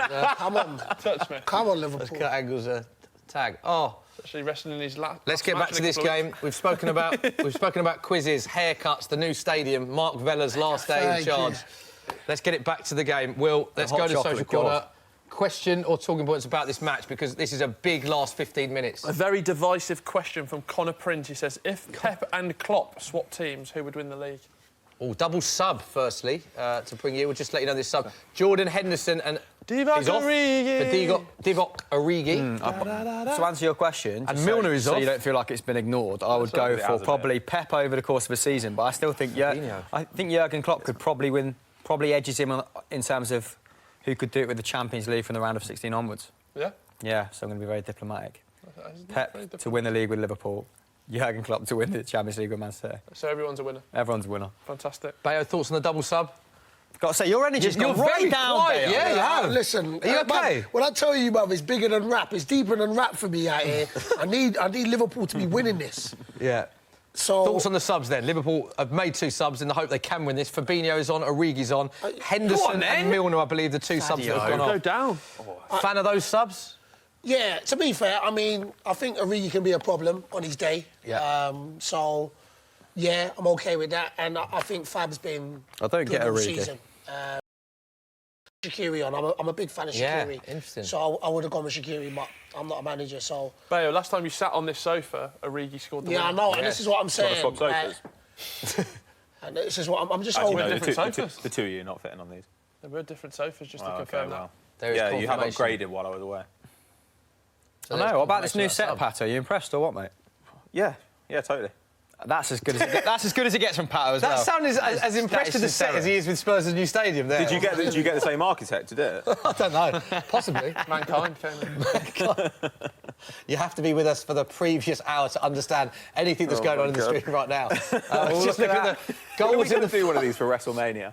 Can we? That's a great idea. Oh, it's only a few weeks away. Kurt Angle's last match. Get involved on the Wrestling Social. Everyone's favourite Olympic. Corner for Liverpool, 78 minutes gone. Seen a lot of corners this game. Oh, This is, I tell you what, this game has got it all. Oh, I thought he shinned that I one in. didn't even jump. been a great game, this, That for the was neutral. right on your head. Bayo, talk us through this I corner, thought that please. was... Oh! And then it just bounced. Oh, and any, other given Sunday. Virgil's up! I don't think Virgil's done a lot wrong there. It's more that I thought Firmino would slot that in. I think it's... Jeez. Oh, don't lose it there, Spurs. Come on. Salah on the attack. Look at his little scamp. Oh, that's cynical. yellow. Take the yellow. Take the Send him yellow. off. Cynical. Send him off. Just send him off. Clever from Lucas That's Moura, just that. send him off. He's been clever all game. Yeah. With his distribution, with his goal, and now yellow. And then he's looking like he's got cramps. Look, you see? Look at him. Even though he probably hasn't. That's what he does weirdly, for us. he's looked a bit more at home, kind of playing more centrally. Normally more at home Yeah. on the right wing, obviously.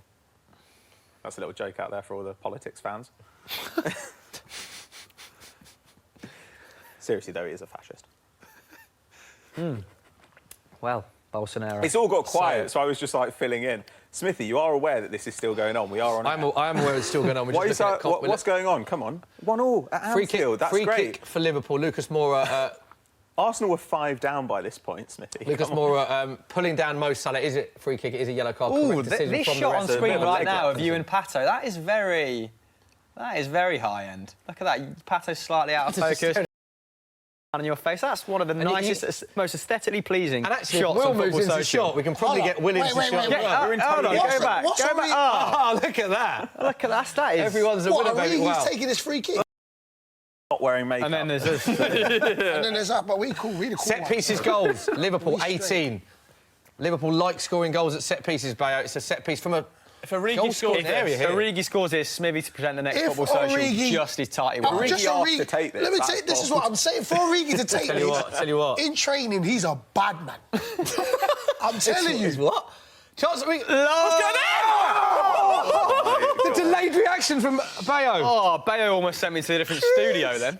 This is which That would is have been awful. It was out ball. Which It would was have out ball. I'm just telling you that as well. best Look, thing- he's asking the question. Which Best would have been thing is as Studio well- F for anyone that wondered. 'Cause How we're is Studio Origi G. came on and I just, how is he wow. taking free kicks? I'm telling you, come on. The best Come thing on. is he's meant to do that as well. Come on, Clip it off come on, Kane and come try on. and get the deflection in. Hang on. What No, they're asking corner for for there. Liverpool. Why Liverpool are fans you are banging? pleading for a You're not hand even, there. you've got to get it past the first man. Another corner. Get a penalty spot. I can't believe I've just seen Divock Origi take a free kick off Mo Salah. What No, a fair time to enough. be alive. I like that. What a time. Be good if he pushed them away. Another corner for Liverpool. so Deep beat the corner this first time. Oh, that is Straight rank. out Have you for a just goal shot? kick. then. Flipped him over with his shoulder. 81 minutes on the clock. Liverpool 1, Tottenham 1. Firmino and more of the goal scorers. Will, comments, social media, what are people saying? Another divisive comment. Trippy Tass says, unpopular opinion, Klopp isn't very tactically adept. After the press fails, he hasn't got a clue what to do. Not my words, the words of Trippy Tates. Quick substitution to update you on Lucas Moura coming off, the goal scorer. It looks like he's slightly injured.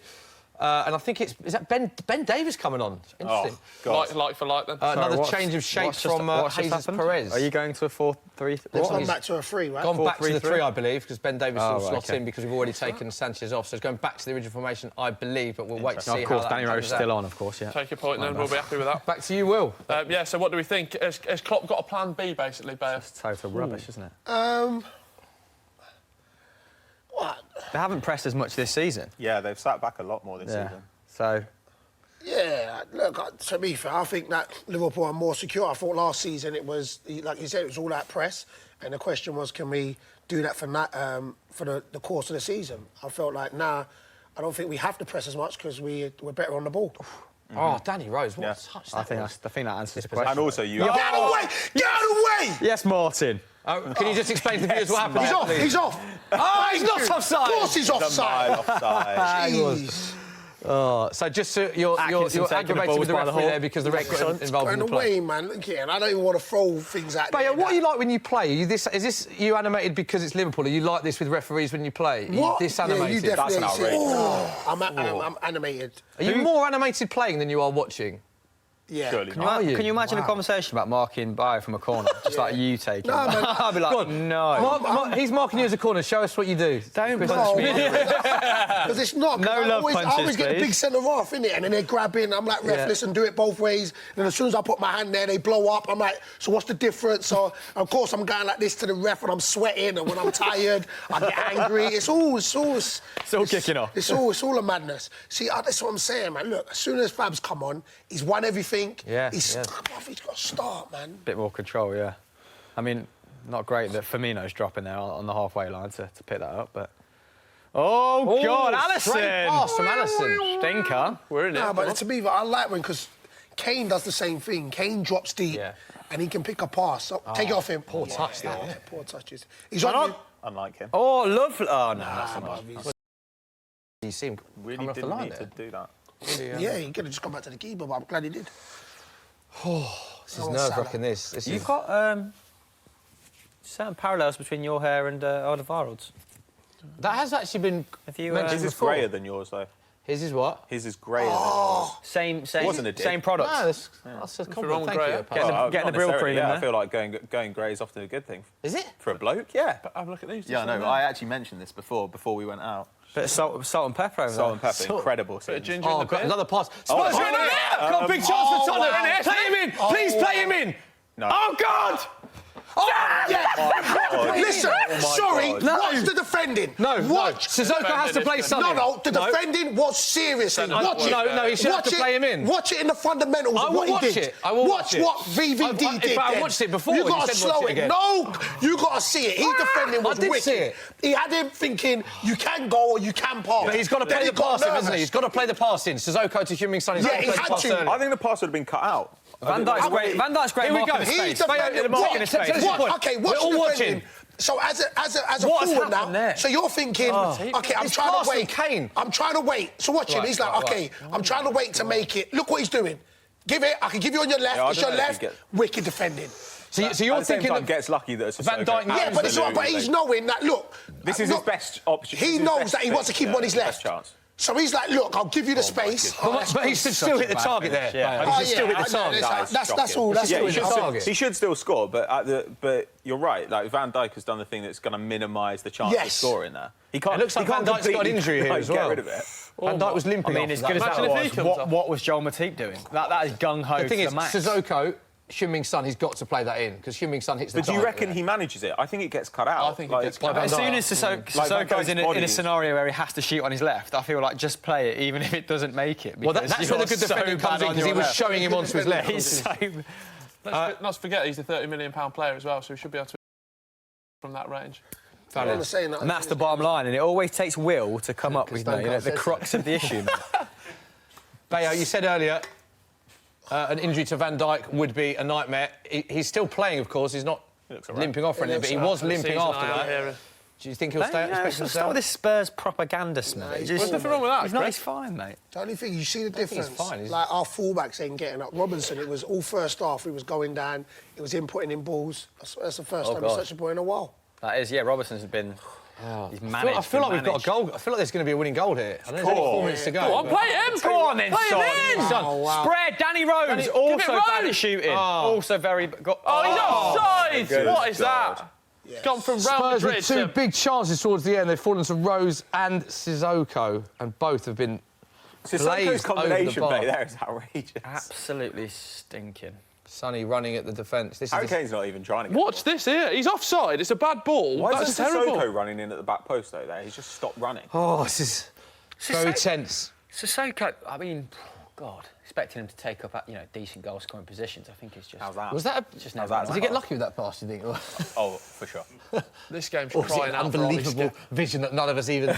There's one or two. I'm actually really impressed by Look the how fact that open it is Spurs now. have managed Look, to... he's on! Go on, Dele!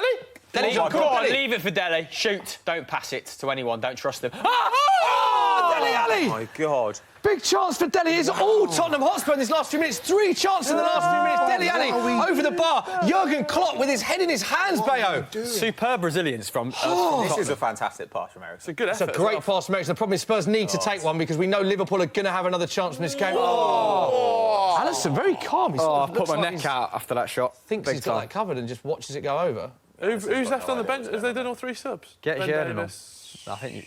Ben 2 Davis, substitutions Son, for Spurs, 2 and that's substitutions it. for Liverpool, yeah. Who But have we they've got left? they've got nothing. I mean, Llorente, Foyth. Origi looks like an odd choice at this juncture. I mean, I've got to say, that's Yeah. with hindsight, You've but... got him out on the left. I don't know, man. But I just It's been a don't great know game, why this, he's... isn't it? No, he hasn't. Great game. Who's praying? Oh, there he is.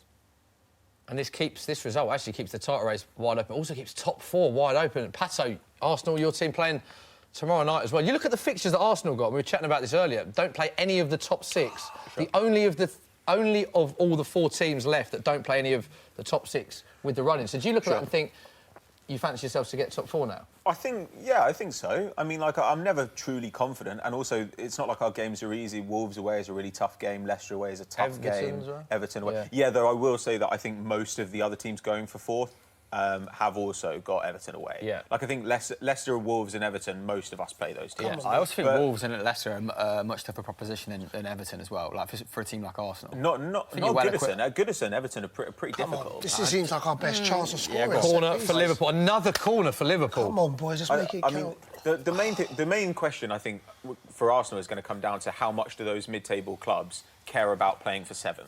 Because if they decide now we're safe, we're on our deck chairs, then Arsenal might just walk those fixtures. You got Watford as well, isn't it? Yeah. Watford, yeah, Wolves. Arsenal got Watford, Wolves. They're going to be Leicester, tricky. Everton. Oh, great corner. So if they decide not to clear. care, then it could be a really easy run-in for Arsenal. But with those games, you've basically got to say, if we don't get this, this is our fault. Is he on? Is that offside? Surely that's offside, Red. Oh, it's My God! What's the score? He's offside. What's the score? No, he's offside. Surely. Yes! Yes! What's the score? Yes! Oh,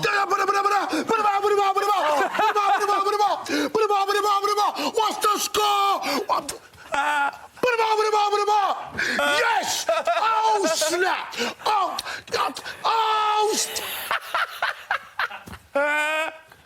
What? Well, I never thought I'd have my leg played as an air guitar by Bio, to be honest, but... Yes, yes, yes. Tell him your name. I'll tell it for you. What Mo has just happened Salah. here? Well... Look, watch it. We good. knew. That's good for the live stream anyway. What's Yeah. this game? He's on side. Look, who's... He's on. He's Yeah. miles offside. He's off. I thought he was on. I thought he was off. I thought he was on. I mean, It's an own goal. It's either a one of those two dreadful guys ending on to the the line. match Oh, for Spurs. that is such a poor way to Ben lose Davis watching a just watched very that. good second Ben Davis half. got the best view in the ground for this one going in. So that Hold on, watch that again. I Was don't he know if offside? We're debating offside. whether it's offside. Lloris parries it out. Lloris was brilliant. Alderweireld. Incredibly catchy. Nothing Alderweireld can do about that. And Lloris has got that in Yeah, his but locker, Lloris let's be could honest. just catch that. Yeah. Yeah, for me, the goalie. Oh, look How at the is sweat he on that losing man's this match? buttocks. That is... I always felt Liverpool had a chance to score. To be fair, I ain't gonna lie. It looked like our only way of scoring was was from a set piece. I mean, to concede that goal, Salah, was he offside? Was he That not? must be so upsetting for you, Smith. Oh, That is- devastating that- way to I lose. genuinely, I don't feel sorry for you very often when Spurs lose, but I'm actually feeling What? Why are you man feeling sorry for him? Don't feel sorry for some him. element of sympathy. I mean, No, I don't the feel last sorry 5 for you. minutes, it's been all Spurs. Although 3 I did chances get one not ticked off the taken. bucket list with a leg, you know. Come on, Not That's taken. like old school Spurs. Don't forget, this time last year, we had the 2-2 game. Yeah, Famous this is what 2-2 I'm game. saying. Off Yeah. Llorente. Ericsson off, Llorente on. And with that controversial penalty that you man get, Oh, we had 2 penalties. We could have Go on, won. Danny. I've done my neck big. Ref, that is a free kick, surely. Come on, Spurs. Go on. Come on then, take it off him. Jesus. Get out. Don't be Don't spread, shoot, don't boys. shoot. Where's the width? Don't shoot. Well, this is going to become I a do thing. that with Every Xhaka. time Please don't Bio shoot, please comes don't on the show, Liverpool win with one the of the last worst minute. conceivable goals. Don't say nothing yet, boys, yet. Let's just see this game out, fellas, all right? Great 3 points for Liverpool, Bow. You must be delighted. All right, let's just chill. Let's just chill. it's Chill. Get Back down. in the title race, Bio. I can't think of a worse way to lose. It was borderline offside. It's parried out its own goal, having just had 3 chances to win the match. Spurs had some big chances to win the match. You've got to watch it. Just catch the ball, though. You'd rather... If you're going to lose the match... Let's see that again. If you're going to lose the match like that, at least put it in I think he is. I thought he was on. I need to see it again, to be fair. Because it was like a high looper, wasn't it? Much harder to process, given you've been a better side second half. Yeah. Another substitution for Liverpool. Best defender in the world, Dejan Lovren. What'll be funnier if Spurs slip out of the top 4, having had that great. Oh my God, Lovren! All the time. Clap him off. Well done. You did your job. Chelsea won the Champions League. Knocked you out. Tell him your name, Mo Salah. Sorry. Mo Salah. Sorry. I'm just mocking Smith. It's fine. It's yeah, that's good then. That's cool. You're welcome. You're happy with that? Yeah, United. Mo, come on, just take it. All right, let's watch Ireland shine. Lovren up front. Do you remember when Stephen Corky used to come on up front? Oh my good God. That's really. That was a vintage Liverpool era. That was. Terrible goal. Is that the kind of goal that it's such a lucky goal to score? Is that the kind of goal that title-winning teams score? Yes. You can only... Maybe it's written in the stars that Liverpool are going to win the league after such a freak if that makes it easier for you to process this loss, then let's just go with that. But I just think that was extremely preventable. Yeah, you in the middle, yes, just win it. Why are you the kind of goal that also Sunday League teams score. The gods are smiling on you when it's borderline offside and it takes the direction of the keeper and the defender. That would be FDFC's in our top 3. You can only assume in the replays they're showing, because they're not showing the line, that he must have been onside. Do you know what I mean? That's not me trying to be a wind-up. We haven't had it clarified, actually, ref, head. 93rd minute gone, 4 minutes for injury time, there's a head Tell him, injury. Fabs. Is Llorente on? No. Is that Llorente? Oh, my neck. Oh, that's another 2 minutes. Oh, come injury on, man, time. blow the whistle, man. We don't want this, man. We're in injury time, 93:46 on the clock, 4 minutes for injury time to play, but there is a head injury, so we expect there to be a slight delay for this. Big win, it looks like, for Liverpool. Last moments. Will, let's go to social. What are people saying? I imagine there's some unbelievably happy Liverpool fans. I mean, there's just big debate around Hugo Lloris. Was he at fault? If not, I mean, should it have been dealt with? He made an unbelievable save a few minutes before that. Could he have caught it? You think he should catch it? What unbelievable save did he make? He tipped it over the bar from Trent Alexander-Arnold. I think he should have made that save. In slow motion, it looks very catchable, but maybe if we see it back in kind of full speed, it might be that it was a little bit harder. But it did seem like just a bit of bad luck for Spurs.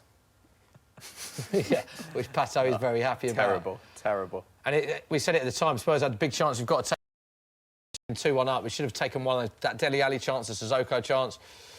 And Llorente is just getting some treatment now. He's got cuts to his eye. Oh, he has got... Made him more handsome, if anything. Yeah. I mean...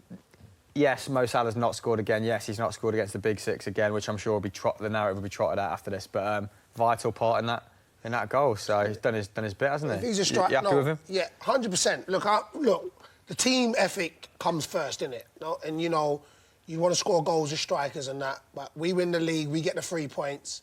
Ref. Oh, look, of course you're going to give it. For Spurs. Of course. Definite free kick. Last chance saloon. Come on, then. Definite free kick. I actually would quite like this to go in this league. Whoa. Why are you lot? Why? Why is the Reece not going up? Why are you lot? Why are you man like this? Why do you just don't let us win? Huh? Don't put that energy.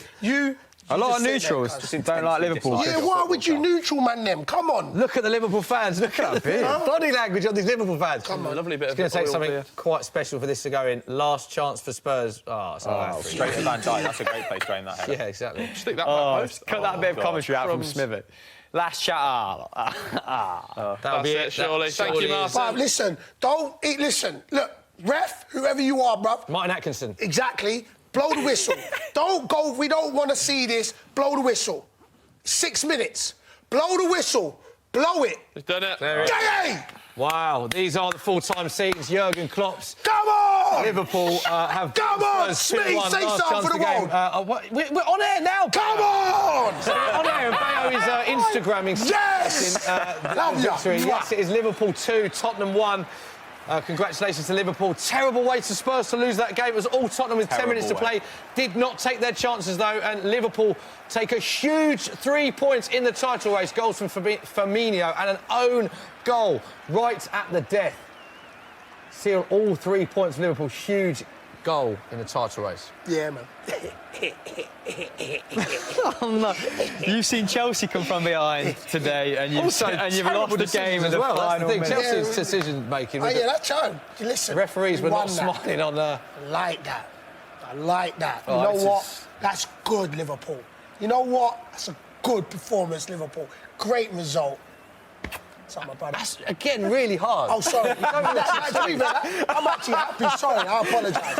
I'm sorry. We won the game. I'm happy with it. I apologise. I don't never a want dull to moment. Never a dull moment. start thinking I'm some violent guy. Again. I'm not that guy, man. I'm not. Smith's my guy, for real. You are my guy. Bayo, live shots, talk over these. Liverpool, look at the celebrate. Look how much they're celebrating. It's like they've won the league. No, it means a lot. Are they going peaking a bit too soon, No. celebrating like they've won the league here? Look at Salah didn't score, but on the winning Doesn't matter, side, we won. This ain't going mad. Listen, it's not. You know what? It just sends a sign that anyway. It's just like, look, and I'm not knocking Fulham.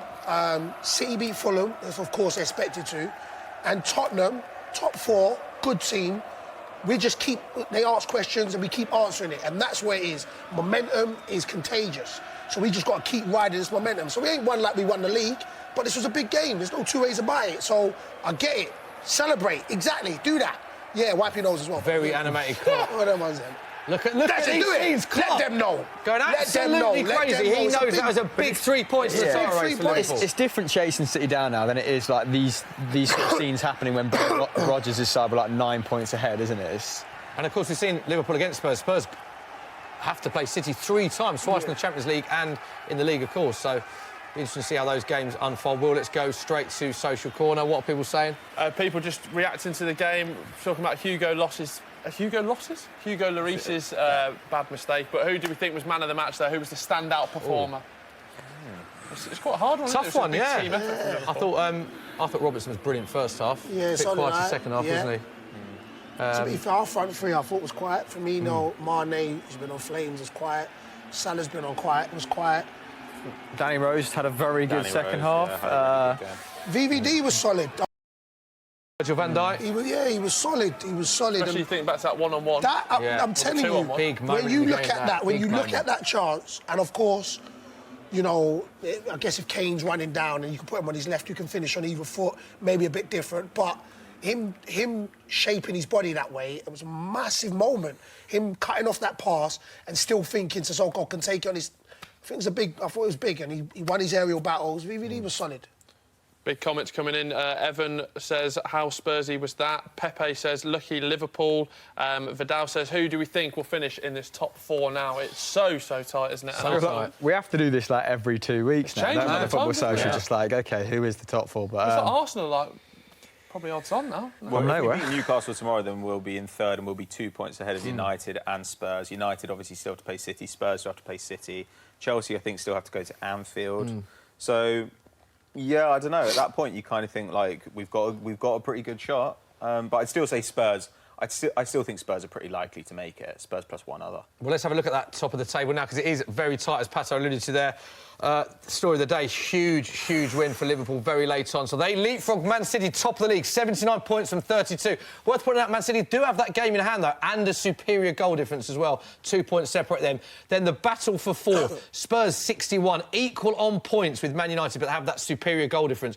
Arsenal just a point behind with a game in hand. Chelsea just a point behind with a game in hand. So hardly anything to separate those 4 teams. It's going to be fascinating to see how that unfolds. Hardly anything to separate those 4. Let's have a look at the bottom of the table.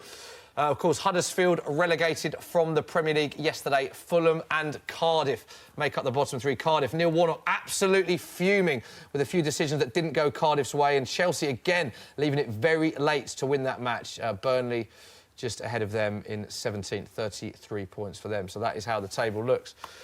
Will, let's wrap up with the last few more questions. A lot of people joining the stream. We saw a pretty amazing finish to the game, unless you're a Spurs fan. So let's... I mean, me and you both heartbreaking. Yeah. Smithy going forward. What does this do to the title race now? That's everyone's big question. Where's it going? Is this a bit of a momentum booster for Liverpool, or Man City going to hang on? Yeah, we can have, speaking of the title race and the top 4, let's have a look at the remaining fixtures. If it's offside. So we're going to have a look at the remaining fixtures. We're just having a look at the replay of the goal. It's very tough. We need to get clarity on whether that goal's offside. So, Bayo, let's talk title race. These are Man City's remaining fixtures. So, away games, they've got to go to Crystal Palace, Man United, Manchester Derby, that would be huge, Burnley and Brighton. Few teams that could be in relegation battles there as well, which is another key factor. Looking at them, those fixtures...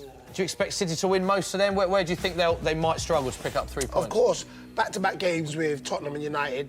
Yeah. That's for me, I expect them to beat everybody else. They're the two for you? They're the two for me, of course. He's on. By Brighton away, Brighton's good at home, but by that time, City would know what they need to do. Yeah. So, for me, but of course, they're the two games. Tottenham and United are the games where to be fair, Burnley can cause it all, but they're the two games which I think you'll see a shift either which way. And we've got through supposedly one of our tough ones with Tottenham, but it's Tottenham and United are the games which I'm hoping City will come undone. Yeah, and let's have a look at Liverpool's remaining fixtures as well. So compared to Man City's, of course, Man City have that game in hand, don't forget. Liverpool one less fixture. Southampton away, Chelsea at home, Cardiff away, Huddersfield at home, Newcastle away, Wolves at home. So looking at them, let's get a neutral perspective, Hamill. Looking at those fixtures, Liverpool, not a terrible run of fixtures they've got, but they do have to play Chelsea. Yeah, at home though, and I think this Liverpool side could probably run amok given Chelsea's kind of defensive frailties at the moment and the lack of feel good. I think edging past Cardiff won't be of any respite to Sarri today. That'll probably only further enhance the sort of issues they're going through. Yeah, Wolves last game of the season. A good run in for Liverpool, and I'd. As a neutral, would like to, rather than see City win back-to-back titles, it'd be nice to have a new Premier League champion. But I think if City get 4 points from those two fixtures, Tottenham and United, it's very hard to stop them. Pato, looking at the two, I'm not going to ask you to remember all of those fixtures, because quite a lot to remember. Who do you think's got the tougher run, having seen City's and Liverpool's run in? Oh, well, definitely City. I mean, City have to go away to Man United, which is probably the toughest fixture any of them have. But I also wouldn't discount Wolves at Anfield on the last day of the season. Like, Wolves have an elite defence. They have the third best defence in the league. And, but I don't know, I still just think Liverpool have got enough about them. Like, it's going to come down to whether... If City win out, they win the league. That's it. Like, it's as simple as that, because I think that Liverpool will. It's like little factors as well, like Wolves the last day of the season, but they could be in a cup final like a week away from resting players. And Champions League as well. And if they're out of the race for Europa League football, that could be another consideration, couldn't it? But let's take final few questions then. Final question, Will. It's been it's been a great day. It's been a terrible day for a Spurs fan. We've got a striker on the set, obviously Bayo. Who do we think is going to be the Premier League Golden Boot winner? I mean, this is another one that close this as well. Yeah, who's talking about? What do you think to Aguero's second goal yesterday? Did you see it against Aguero, where a little clip? Oh, yeah, the one where he's burst through two players. Aguero's that guy. He's problematic, man. He's that guy. Problematic. He's that guy. Aubameyang, Kane, Aguero. There's a lot of them. There's a lot. Aubameyang, I think, just sniffs out goals, and I didn't put him in my FIFA team, so he got mad at me. So he's definitely going to be up there. So shout out Aubameyang, you're my guy. He get mad at you, did he? Yeah. He got mad at me. I'm sorry, my brother. I picked it before. Don't worry about it. But it's a lot. Do you know what I'm saying? Aguero, Kane, Aubameyang's in there. Salah, when he starts scoring, Mane's up there, Sterling. Look at it now. Aguero 19, Salah 17, Aubameyang 17, Kane 17, Mane 17, Sterling 15. It's very tight. What about Player of the Year? I know there's going to be a lot of players that coincide with that list, but that's quite an interesting conversation because it nowhere near as obvious as last year when it was KDB for the first half, Mo Salah over the entirety of the season. Who do you think kind of edges that then, guys? VVD. I think it'd be Virgil van Dijk or Raheem Sterling, and it'd be based on who wins the league. I think there's always... I think if City win the league, Sterling will get it, and I think if Liverpool win the league, Van Dijk will get it. Approach. David Silva deserves a shout as well. Like he's had injuries this season, but when Silva and Fernandinho have played, they've been arguably the two best players in the league. Even Bernardo as well. Bernardo's had a good season. Van Dijk is the favourite, apparently, to win Player of the Season. I mean, I'd imagine asking you that question, you'd say Van Dijk, because you've been raving about him since the start. But then, of course, I think Sterling is... And, of course, I'm not going to be biased, but I love what he's now standing for. Yeah. And I love on and off the pitch, you mean? On and off the pitch. And I love his maturity. More than football, And the worst thing is, I love his maturity on the pitch as a player.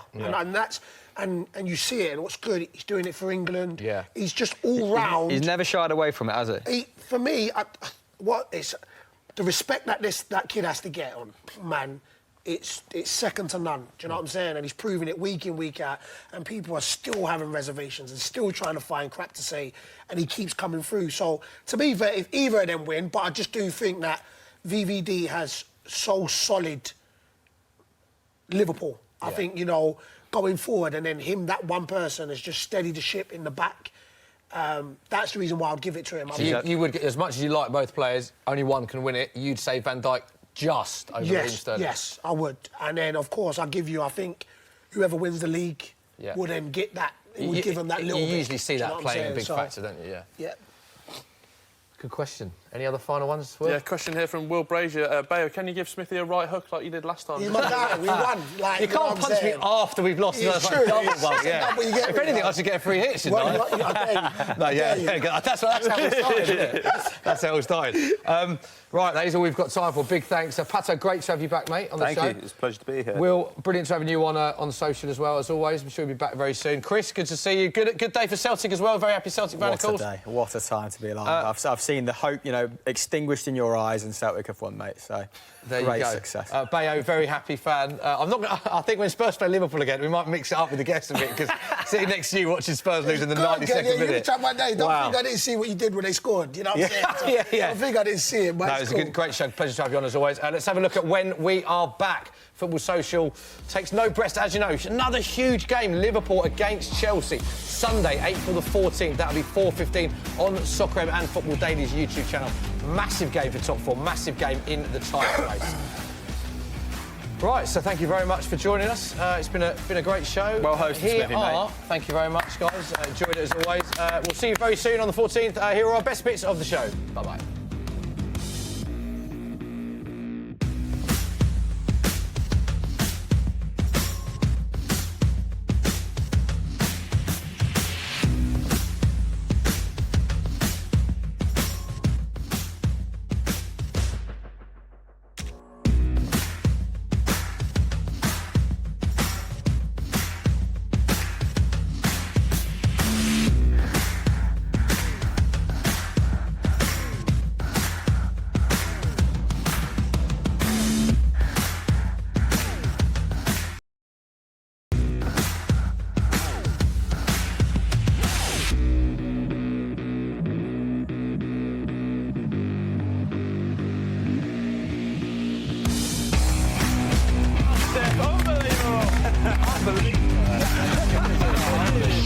Have you still got the Liverpool pillow? I'm not trying to show you.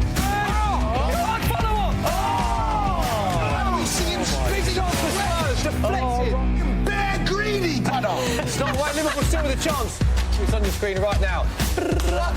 Harry Mark Fellow, floor manager, watched tirelessly behind the scene. Last ever shift before he went to Sky. So, on behalf of everyone, thank you very much. Which elderly man are Spurs going to bring off the bench today? Would it be Fernando Llorente, who used to play football? Oh, here comes... Hang on! Go on! Yeah! Come on! Yeah! What's going on? If they can't see a ball rolling, should they be officiating the game, Smithy? Oh, it's in! What's the score? He's offside! No, he's offside! Yes! Yes!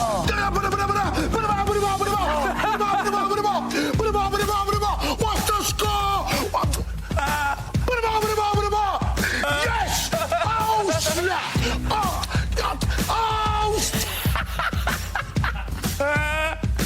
What? Well, I never thought I'd have my leg played as an air guitar by Bayo, to be honest, but...